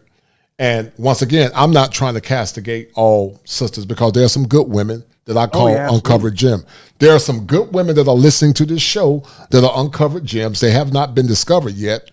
But sadly, the good women, Dr. Thunder, when they begin to speak out for their love and for their adulation of black men, they're pygmies and mammies. So you can't win for losing, because you attack the black men and you attack the black women that are trying to build communities and families. And so many men, Dr. Thunder, say, and you tell me what you think, they say it's so hard to find the quality that many are saying to heck with it, because women in America are so hypergamous that they look past good men like the plumbers, the truck drivers, the electricians, the decent brothers, Dr. Thunder. And so those men, by and large, are invisible. They go after the white-collar professional, the corporate thug, the Raekwons and the man-mans with the 9-inch pipe that pipes them down until they get their heart broken, and then they want to castigate all black men as being the same. But this woman definitely has some mental illness. She has some mental distortions. She's very ignorant when it comes down to overgeneralizing all black men.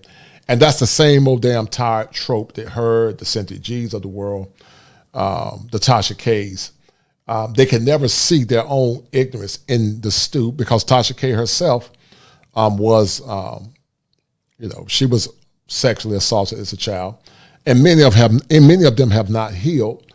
That's why they continue to associate all negativity with being black or black men. And it's sad, because they don't look at the evidence. They only paint themselves as a victim, and they continue to mire in their victimhood without using critical inquiry to see the totality of the dynamics that we're talking about.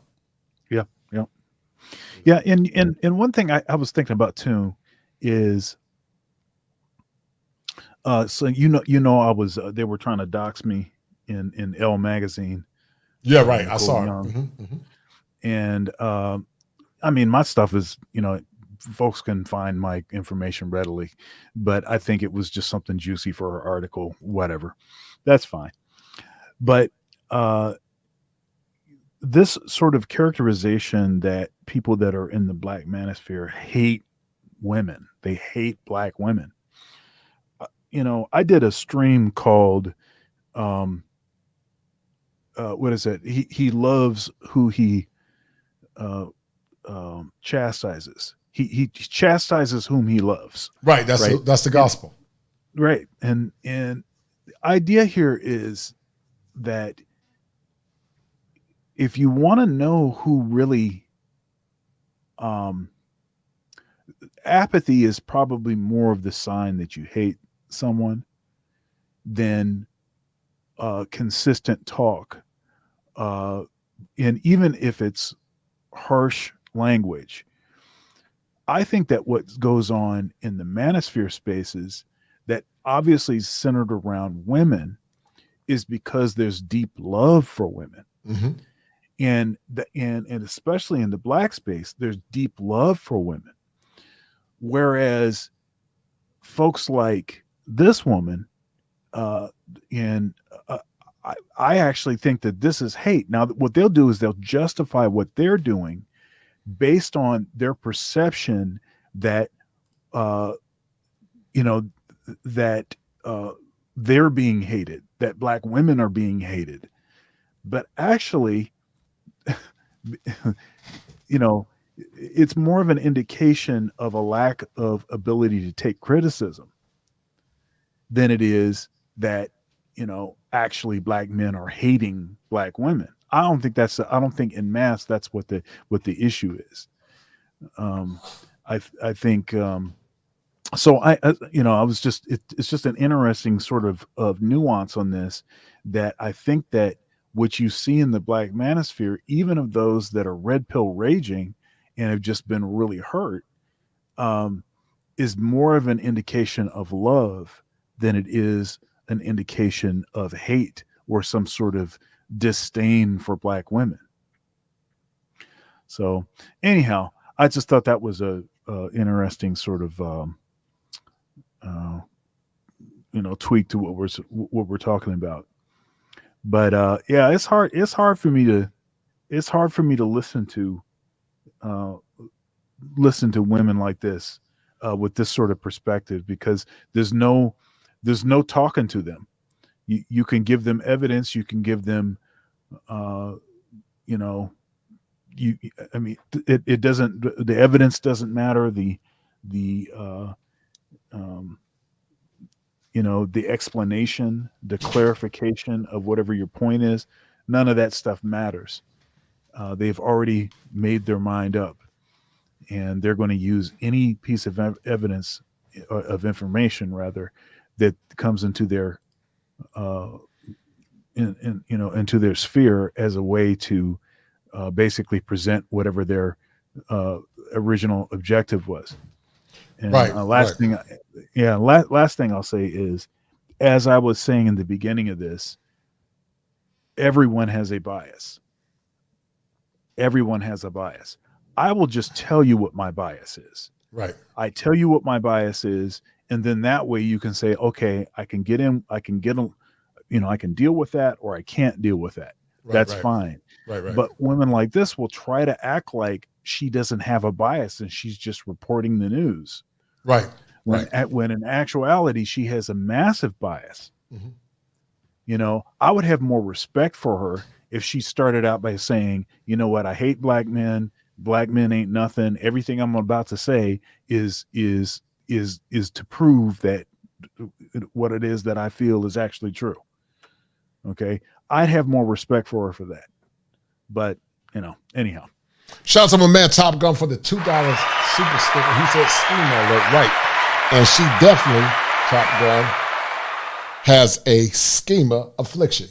That schema is due to a negative fixation in her head that's been predicated based on pain or fear.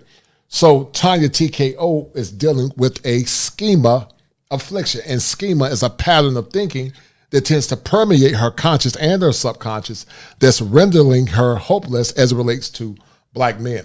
I'm gonna play a little bit more of this woman, and then I'm gonna end it. I'm gonna let some of the brothers come up and talk for a few minutes, and then I'm gonna end the stream. Dr. Thunder, you've been awesome tonight, brother. It's been an awesome stream. To the 67 that are watching, you guys have been awesome. Thank you for your support.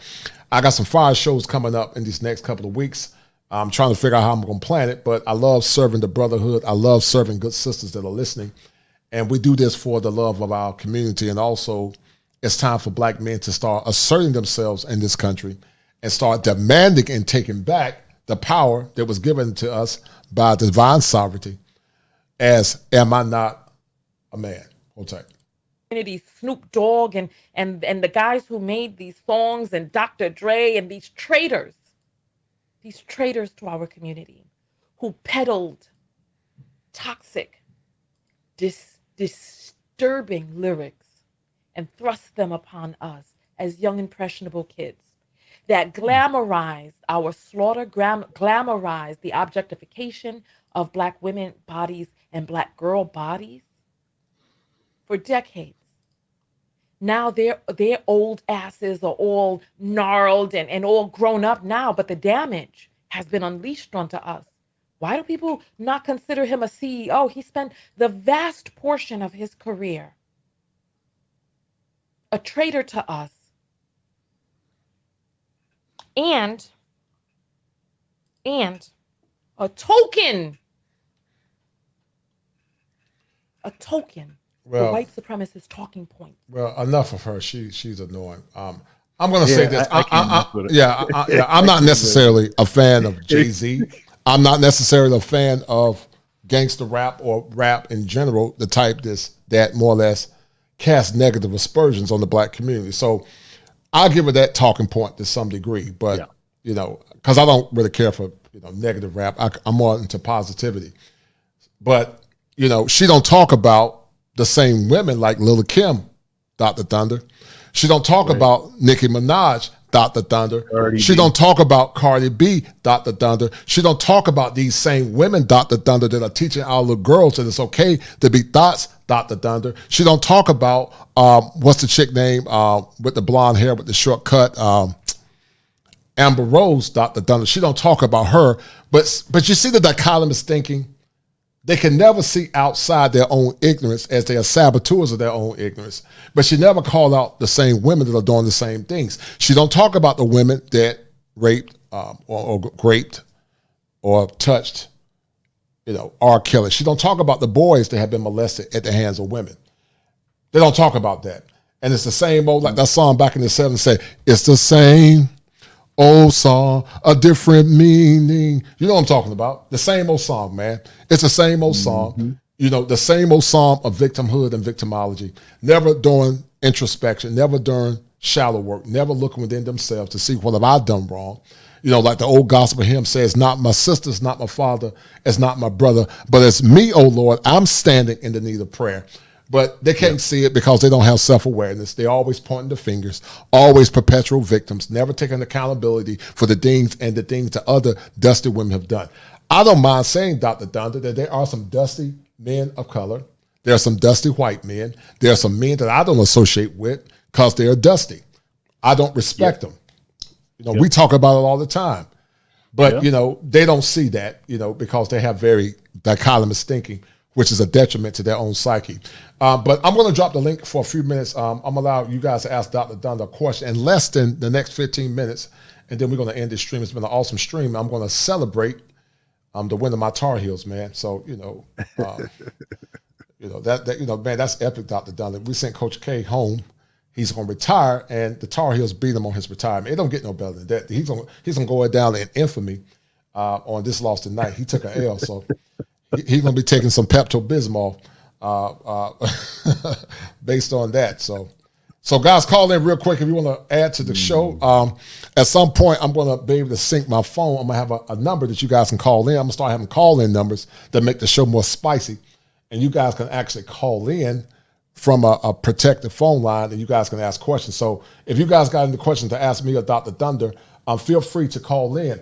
But in the meantime, Dr. Thunder, as we continue this conversation, what's been your struggle as a Black man? And maybe you said it more or less, but what has caused Dr. Thunder to say, am I not a man? What has caused Dr. Thunder to say, the man not? What are times when you've been in those moments of quietness where you say, am I not a man? Because many of you men that are listening have asked yourself the question, am I not a man? Some of you men have asked yourselves the question. So Dr. Thunder, what would you say, brother?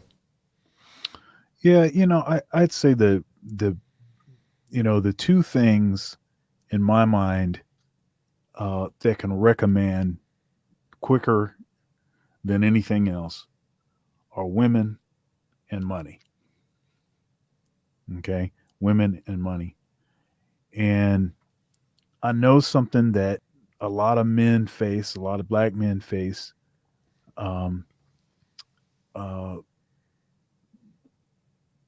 finding your way into the kind of work that you want to do, and then because of certain policies in a lot of these, universities and just different jobs, just jobs, period, it can make it very challenging to get in. And then even if you do get in, especially in a certain era, getting in, when there are certain policies that companies they've put in place to try to make it so that they'll hire more black folks or whatever. The problem becomes things like what happened with my dad, where every time he was promoted on his job, the whispering was that it was just because of affirmative action. Though my dad was always the smartest person in the room. My dad had an IQ of 160. Mm-hmm. He has an IQ of 160. Okay. Wow. He was a member of Mensa. Mm-hmm. So it's ridiculous that someone that is that capable would be considered an affirmative action hire. And then every time one gets promoted on their job, to have to deal with this sort of specter of you didn't really deserve it, but that they were just doing it because, they were trying to, they had a box they needed to check, right? So that's a sort of dehumanization and kind of an experience. I remember when I stopped trying to go back and forth with folks on Facebook years ago, but this is before I had totally given that up. And I was talking about some issues, fundamental issues I had with affirmative action, and I cited the case with my dad. And so what this rascal did is went to Ohio State's website to see if they could find some diversity hiring practices or principles that they had to use. So then he could throw in my face, well, see, you wouldn't have even been hired if it wasn't for, these diversity policies. Right. Right. So, see, that's part of that issue. So that's been a frustration. Another thing that's been frustrating, honestly, has been,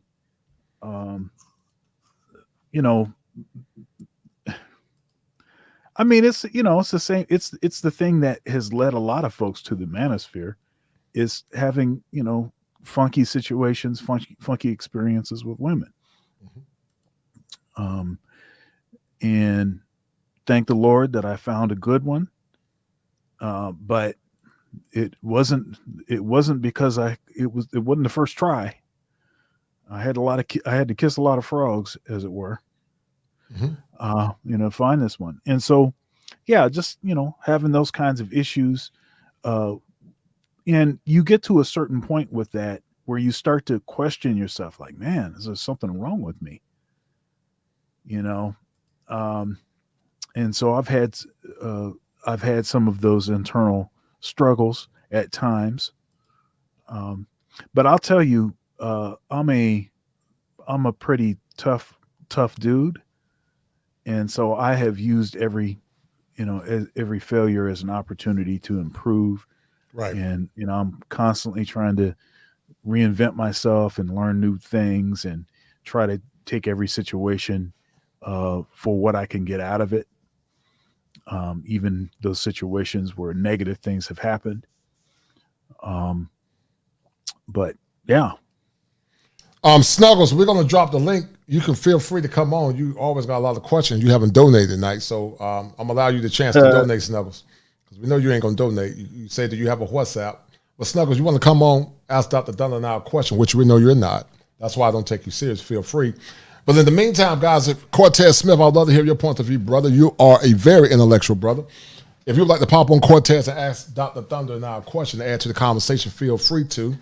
It's about 57 minutes after the hour of 11 o'clock as I bring it to you live from the greatest state in the union, the Tar Heel State.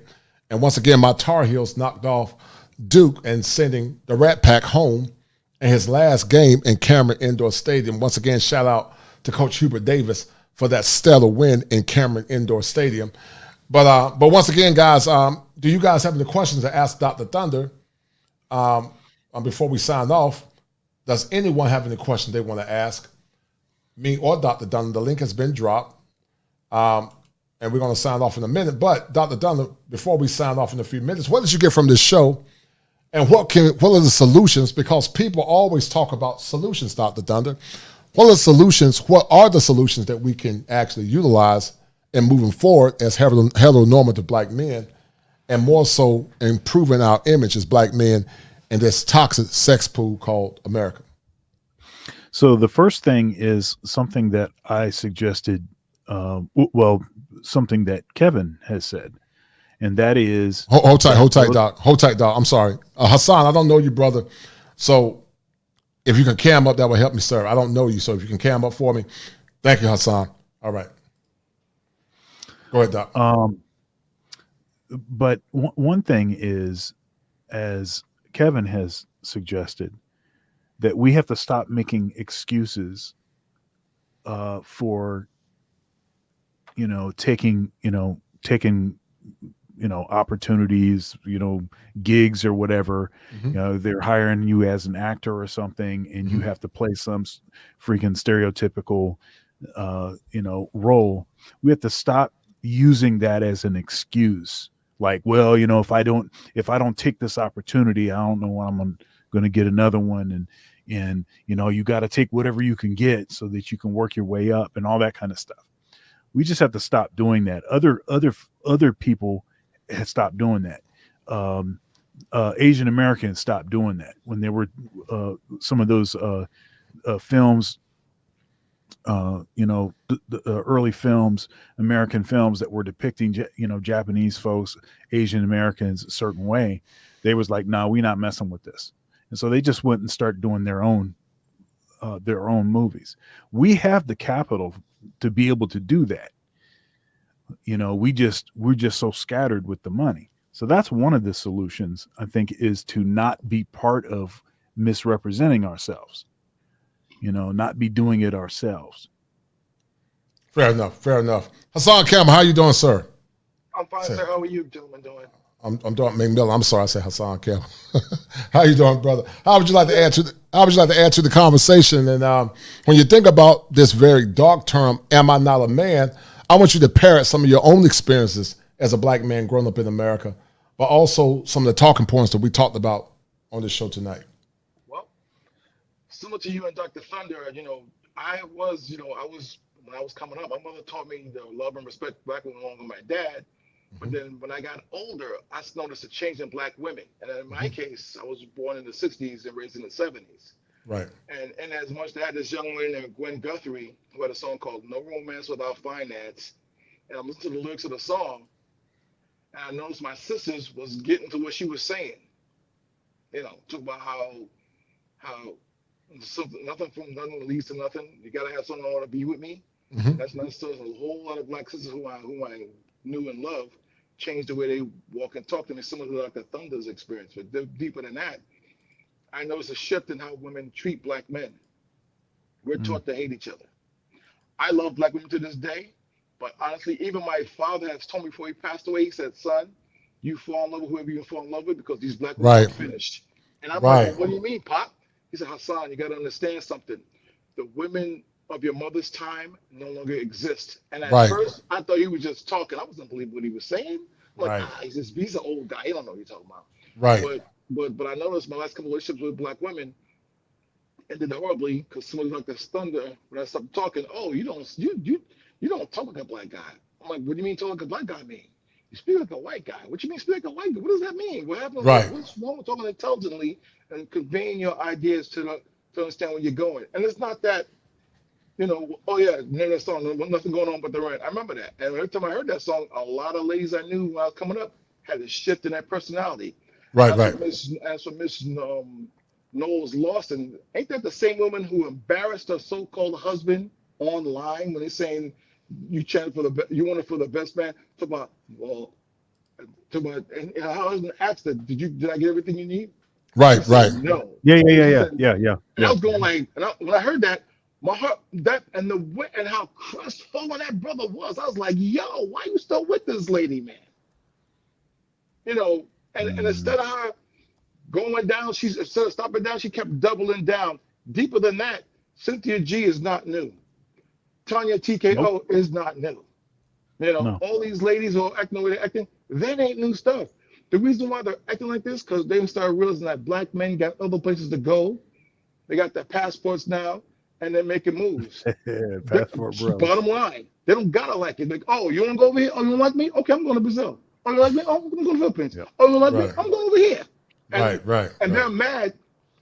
The thing about it is, you hear some women complain about men can control their, you know, they gotta control they can't control their height. But most women won't control their weight. Hold tight. Hold tight. Shout out to my man, Dr. Tina Johnson. He popped in. Thank you, brother, for watching the stream. And we're going to sign off in a few minutes. But thank you. And thank you for telling me about Dr. Tommy Curry. Because without you, I would have not known anything about Dr. Curry or Dr. Ronald Neal. So shout out to you, Dr. Tina Johnson. But you know, it's the old trope and the old adage, you know, Hassan, you know, black men are the enemy. And that's why many black men are saying, you know, you have some that say, you know, let's do community restoration. Let's save the black community. Let's rebuild. And I say, you know, that many believe that in order for that to happen, you got to tear it down and build it back. Many are nihilists. They don't see any benefit. They just say everything is dark and negative. It's nothing you can do. It's dead. And it's going to be dead until we have an evolution of consciousness and thought. What's your take on that? In order to evolve, you got to realize you got to change. Because any person that has evolved, they need to know to make a fundamental change the way they walk, talk, and behave. And we have been taught, unfortunately, as men, as black men in particular, that we had learned how to save ourselves. Because back in the day, we would never do that. We would just stay with the black woman and let her do what she does to us, and just she's just going through life. It's going to stay with her anyway. And that's Hassan, turn your mic up some, brother. They can't hear you. If you can turn your mic up, turn your mic up some. No, you're okay, bro. Can you hear me now? Yeah, it's a little static in your mic. Go ahead. I'm so sorry. That's better. I'm so sorry. But like I said, in order to evolve in any aspect of your life, you got to change the way you walk, talk, and behave. You know, you got to change, and change comes with struggle. If you don't know you're gonna have a struggle, you're never gonna change. If you, I mean, it's like me saying to myself, I'm gonna paint this house, and you see me paint this house every other week, every other day. Right. And then you ask me, hey, why you paint that house that color? I don't like that color. Then the next day you see me paint the house again. And at first you may not say nothing about it, but if you see me paint the house every couple of days, you're gonna ask me, hey man, why you keep painting that house different colors? What am I gonna say to you? Oh, because I like the way it looks. But meanwhile, I have made no changes within myself why I made that change in the first place. Right. And I think a lot of black men are like saying themselves, it's not that we don't love black women. I love black women to this day. I love them still. Right. Deep down, no matter what I say, they ain't feeling a brother. I ain't mad at it. Yeah. See, that's my issue. See, that's my issue. I did I was on with Dr. Ronald Neal, and at the end of the stream, I ended it by saying that you know, I love the black church, but the black church has not loved me. I love academia, but academia has not loved me.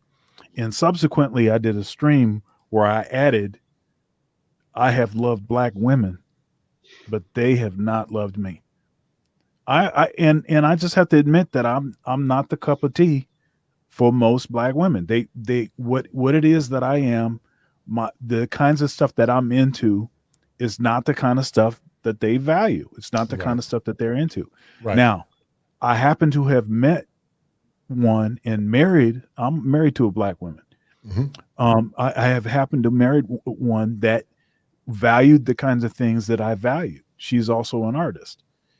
And so she gets that. But I'll tell you, man, it was a crapshoot prior to meeting her. Yeah, and you know, some get mad at me being a licensed therapist advocating for men to have the right to self-determination. Self-determination means the ability to live their life out on their own dictates, free of shame, harm, and guilt. And it more or less posits what Dr. William Glasser talked about, the 5 stages of one of the 5 concepts of choice theory, which is power, fun, freedom, belonging, and survival. Black men have that right to live their lives out on their own terms. If they can't find their uncovered gem here in America, they have the right to look beyond the bounds of America to find their wife in any other country. Black women are not just limited to America. Women of African origin are all around. But here's a caveat to it, Dr. Thunder and Hassan and MC Recovery and Wellness. When black men, at one point they say you're going to overseas, but now black men say, okay, fine, we're getting black women from other countries. And so it's still a problem. So whether you get black women, if you don't get black women in America, if you get them from over abroad and they're not white women, it's still a problem. So it sounds like to me it's about control and the lack of cooperation, because in other cultures, women compete for the love of black men. They compete for men in general, because women of the past knew that in order to be a wife, you had to be a pick-me. Actually, being a pick-me was a good thing. So some use the word pick-me as a way to shame a woman, but being a pick-me meant that she was caught by the prize catcher. That's a term that I created called the prize catcher, where the man catches that woman and make her his wife. So, but they don't get it. And I just tell brothers, man, focus on yourself. If you can't find it here in America, do what's best for you. Don't let mothers, aunts, and the community shame you in dealing with women that are not wife-ready or wife-worthy. Use the talents that God's given you and be like LeBron James. I'm going to take my talents elsewhere, because at the end of the day, you got to deal with the negative impact of marriage if it doesn't work. And with over 70-90% of divorces initiated by women, you would be a fool to get involved with most modern women in America. I'm not talking about traditional women. I'm going to say it again. I'm not talking about traditional women. I'm talking about modern women. Most women in America are not traditional. They are modern. And that's black or white. So if you want a traditional woman, you need to go find women that are traditional. And that supersedes ethnicity. MC Recovery and Wellness, how would you like to add to the conversation, brother, real quick?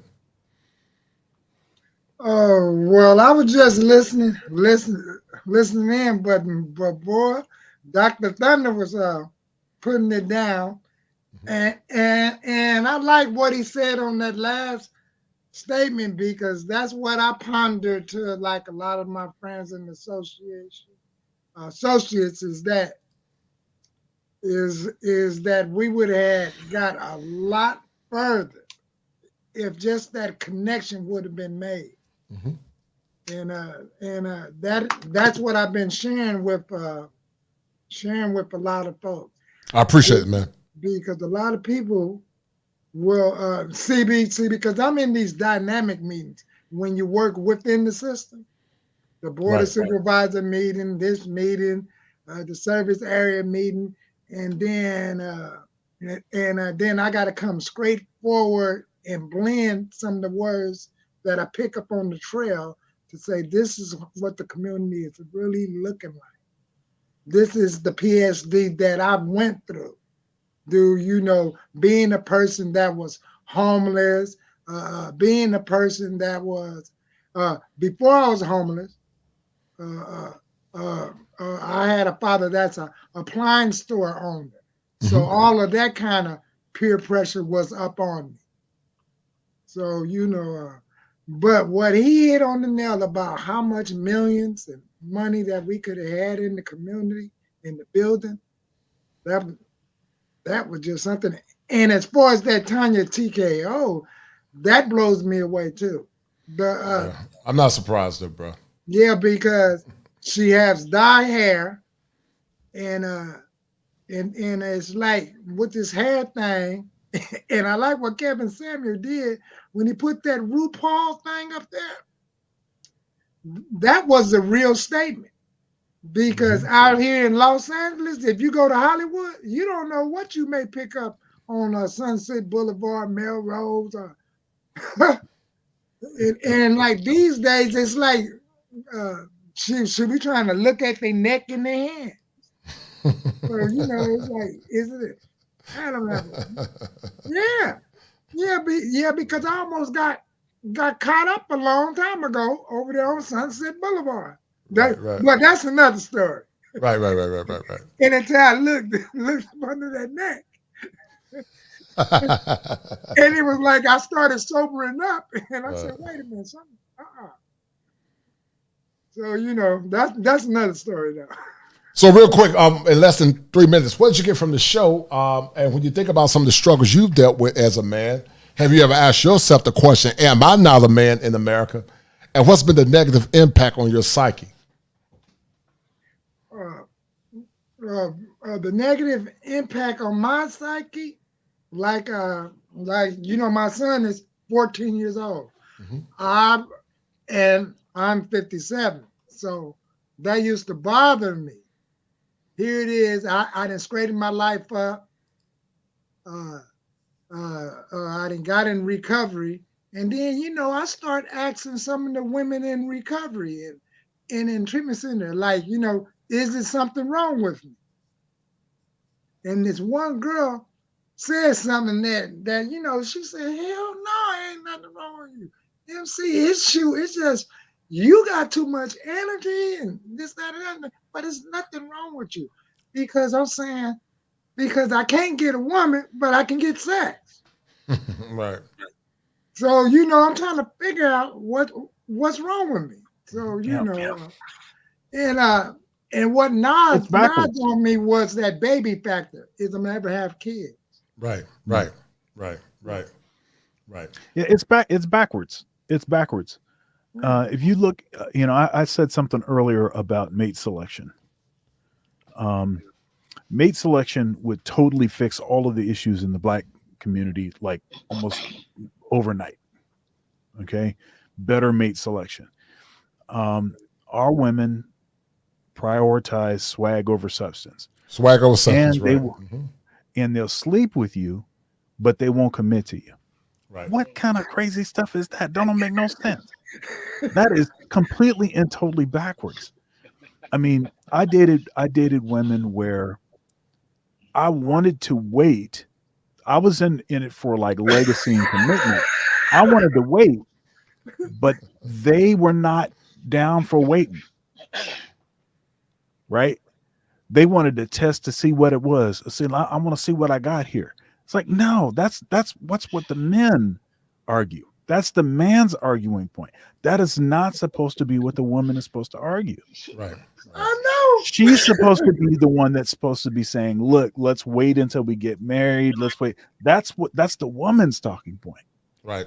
But now that thing seems to have totally flipped. Yeah, and it's sad, man. And but these are the same women that were complaining about the men that they chose on the end. Well, listen, guys, this has been a great one. Dr. Thunder, you have been awesome. MC Recovery and Wellness. Thank you, brother, for your support. I love you, man. You're a good brother. That's a deep issue. Right. You always support the stream. And Hassan, I remember you on my man Beautiful Lies show, I believe. I think that's what I remember. Guapo, yeah. Yeah, Guapo, my man Guapo. Yeah, no doubt. Yeah, I got some fire coming up, man, for you guys soon. I got some fire for your mind. So fire you guys hold tight. for your mind. Real soon. The kosher. And like I said, man, you guys are going to love it because I believe in male empowerment. But guys, it's been a good show. Once again, Dr. Dunn, I love you, brother. We will do this again at some point. MC Recovery, Wellness, and Relapse Network, brother. You have been awesome. I appreciate it. So we're going to sign off. So Dr. Thunder, man, thank you, brother. This has been an epic show, man. Almost a 4-hour stream. I got to stop these 4-hour streams. But it's been a good show nonetheless. So I'm going to drop you guys down, and we're going to end the stream, guys. All right? So Dr. Thunder, the closing words, brother. Closing words in less than 2 minutes. Yeah, well, thanks for having me on again, man. Been meaning to get back with you.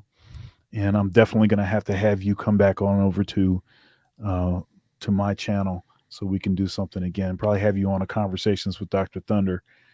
I really enjoy the work that you're doing. Appreciate it, man. Really, really impactful, man. You're doing the work. So please keep doing that. No doubt, man. No doubt. As far as Tommy's Curry's work, man, this is again, The Man Not. That's a book that everyone needs to read. Profound text, heavy piece of work. Very important to understanding a lot of the dynamics and how this whole intersectionality and the Black feminist thing has really done damage to our community. So anyhow, that's all I got for you. Thanks for having me, and I'll see you next time. No doubt, man. And once again, brother, thank you for that awesome an elegant point of view, and we're going to sign off. So thank you again, Dr. Thunder. And so, guys, I told you that there are 7 steps that a man must go through in order to become an optimized male. And the thing that's constantly permeating in the thoughts of many men in America is the point is, am I not a man? As I said earlier, that term was more or less posited by the suffragette, from the suffragist movement by Sojourner Truth. And she asked the question, am I not a woman? It's about 17 minutes after the hour, 12 o'clock. We're about to sign off. This has been another awesome show. I got some good shows coming up in the cooker soon for you guys. I love you guys. I love the supporters. You guys have been doing an awesome job. Please share the content. Please share the content. And once again, shout out to Tar Heel Nation for winning this game on today. Shout out to my Tar Heels. We knocked off the Blue Devils. And I'm going to be celebrating tonight in my room looking at ESPN. So, once again, I'm ecstatic about my heels. Do you understand that? Hold on. I'm ecstatic. Okay, let's go play. But anyway, yeah, I'm ecstatic about my Tar Heels knocking off number 6 ranked team. So shout out to the Heels. Go Heels. And so once again, guys, it's been a good show. And thank you guys once again. And we're about to sign off. So, guys, be well. Share this content to the guys that are listening, to 57 that are watching. Share the content, and we're signing off.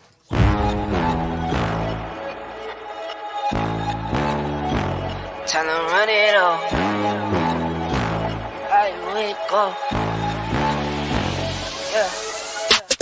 I wake up, flex, I'm down now. Check, no drip, this. Wet. Tell them run it off. No sleep, no rest. Might crash, might wreck, but first die. Stretch. Tell them run it off. I wake up, flex, thumb down now. Check. No drip, this. Wet. Tell them run it off. No sleep, no rest. Might crash, might wreck, but first die. Stretch. Tell them run it off. 9 out of 10 roll through my hands, I'm by my lonely. Turned to a savage, now my baby wants to hold me. I love my fans, don't need no friends, I got my homies.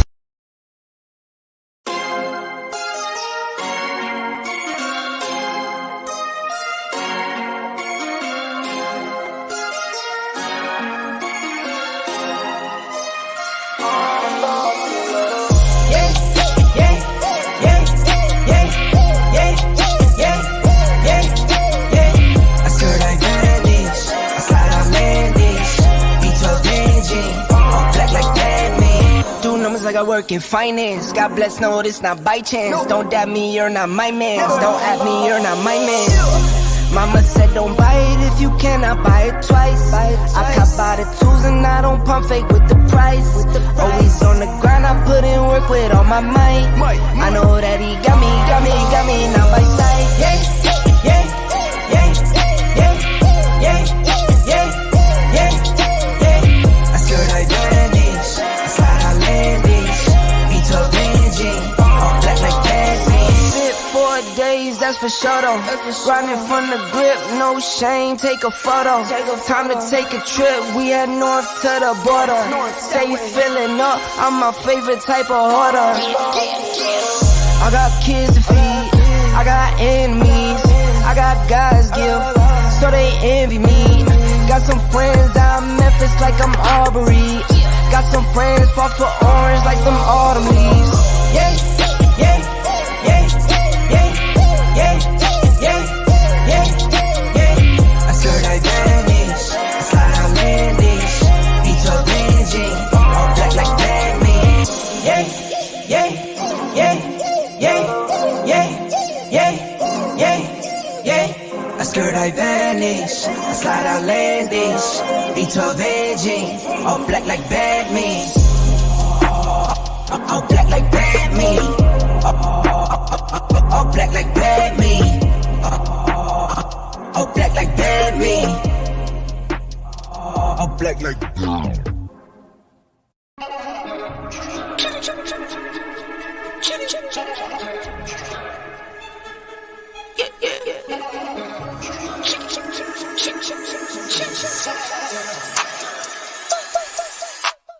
money line, I'ma run it every time. Give me mine, going up, need no decline. Money line, I'ma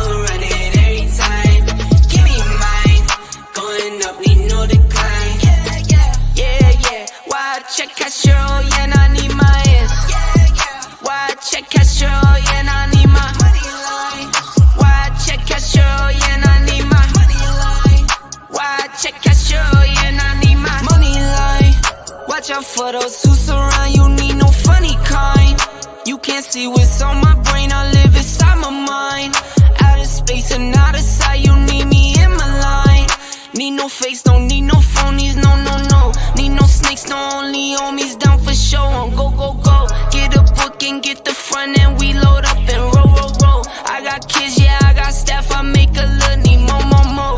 I sell records, you sell packs. Not on my level, no, no, no. I'm a pop star, I'm a rock star, I'm a winner. Think I'm not hard, you smoke rock, car waste, man, why you dumb? I'm with airline, we on airlines like we on the run. I'm with Tay, girls run up on me, they done. Money line, I'ma run it every time. Give me mine, going up, need no decline. Money line, I'ma run it every time. Give me mine, going up, need no decline. Yeah, yeah, why check cash, yeah, I need my ass. Why check cash, yeah, I need my money line. Why check cash, yeah, I need my money line. Why check cash, yeah, I need my.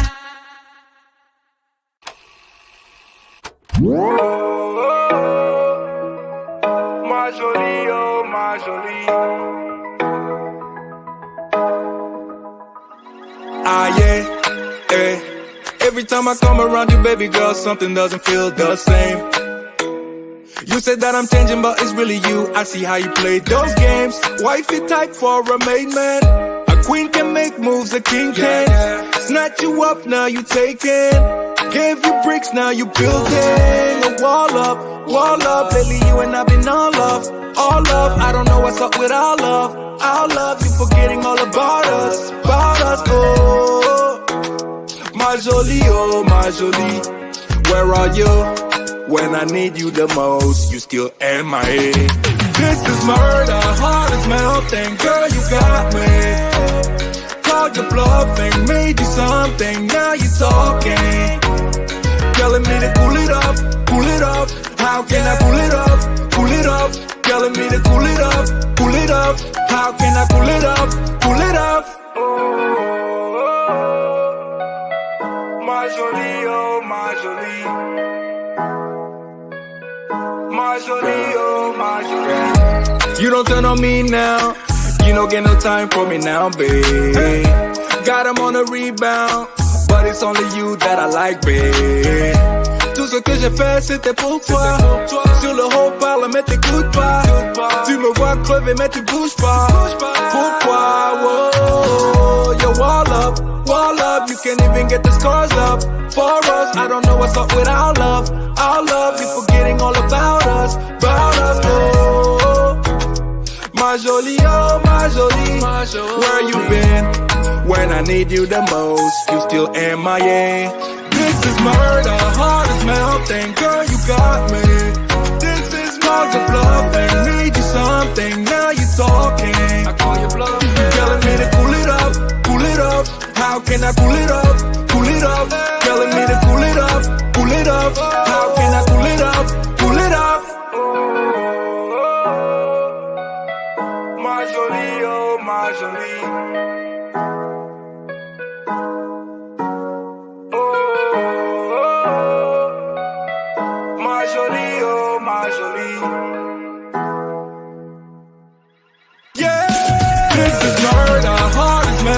Girl, you got me.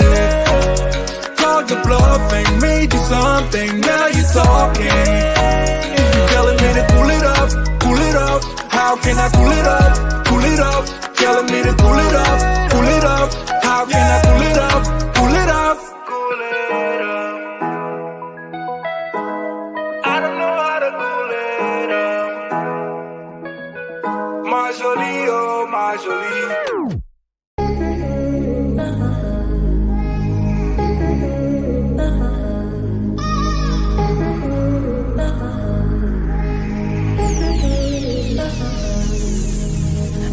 I've really been addicted to you. All of my attention I've been giving to you. Caught up in my feelings, I got feelings for you. Caught up in my feelings, I got feelings for you. On my mind, I can't lie. On my mind, I can't lie. Pull you down till you dry. Pull you down till you dry. All the time, he's my mind. All the time, he's my mind. I know that you're dangerous, I'm addicted to you.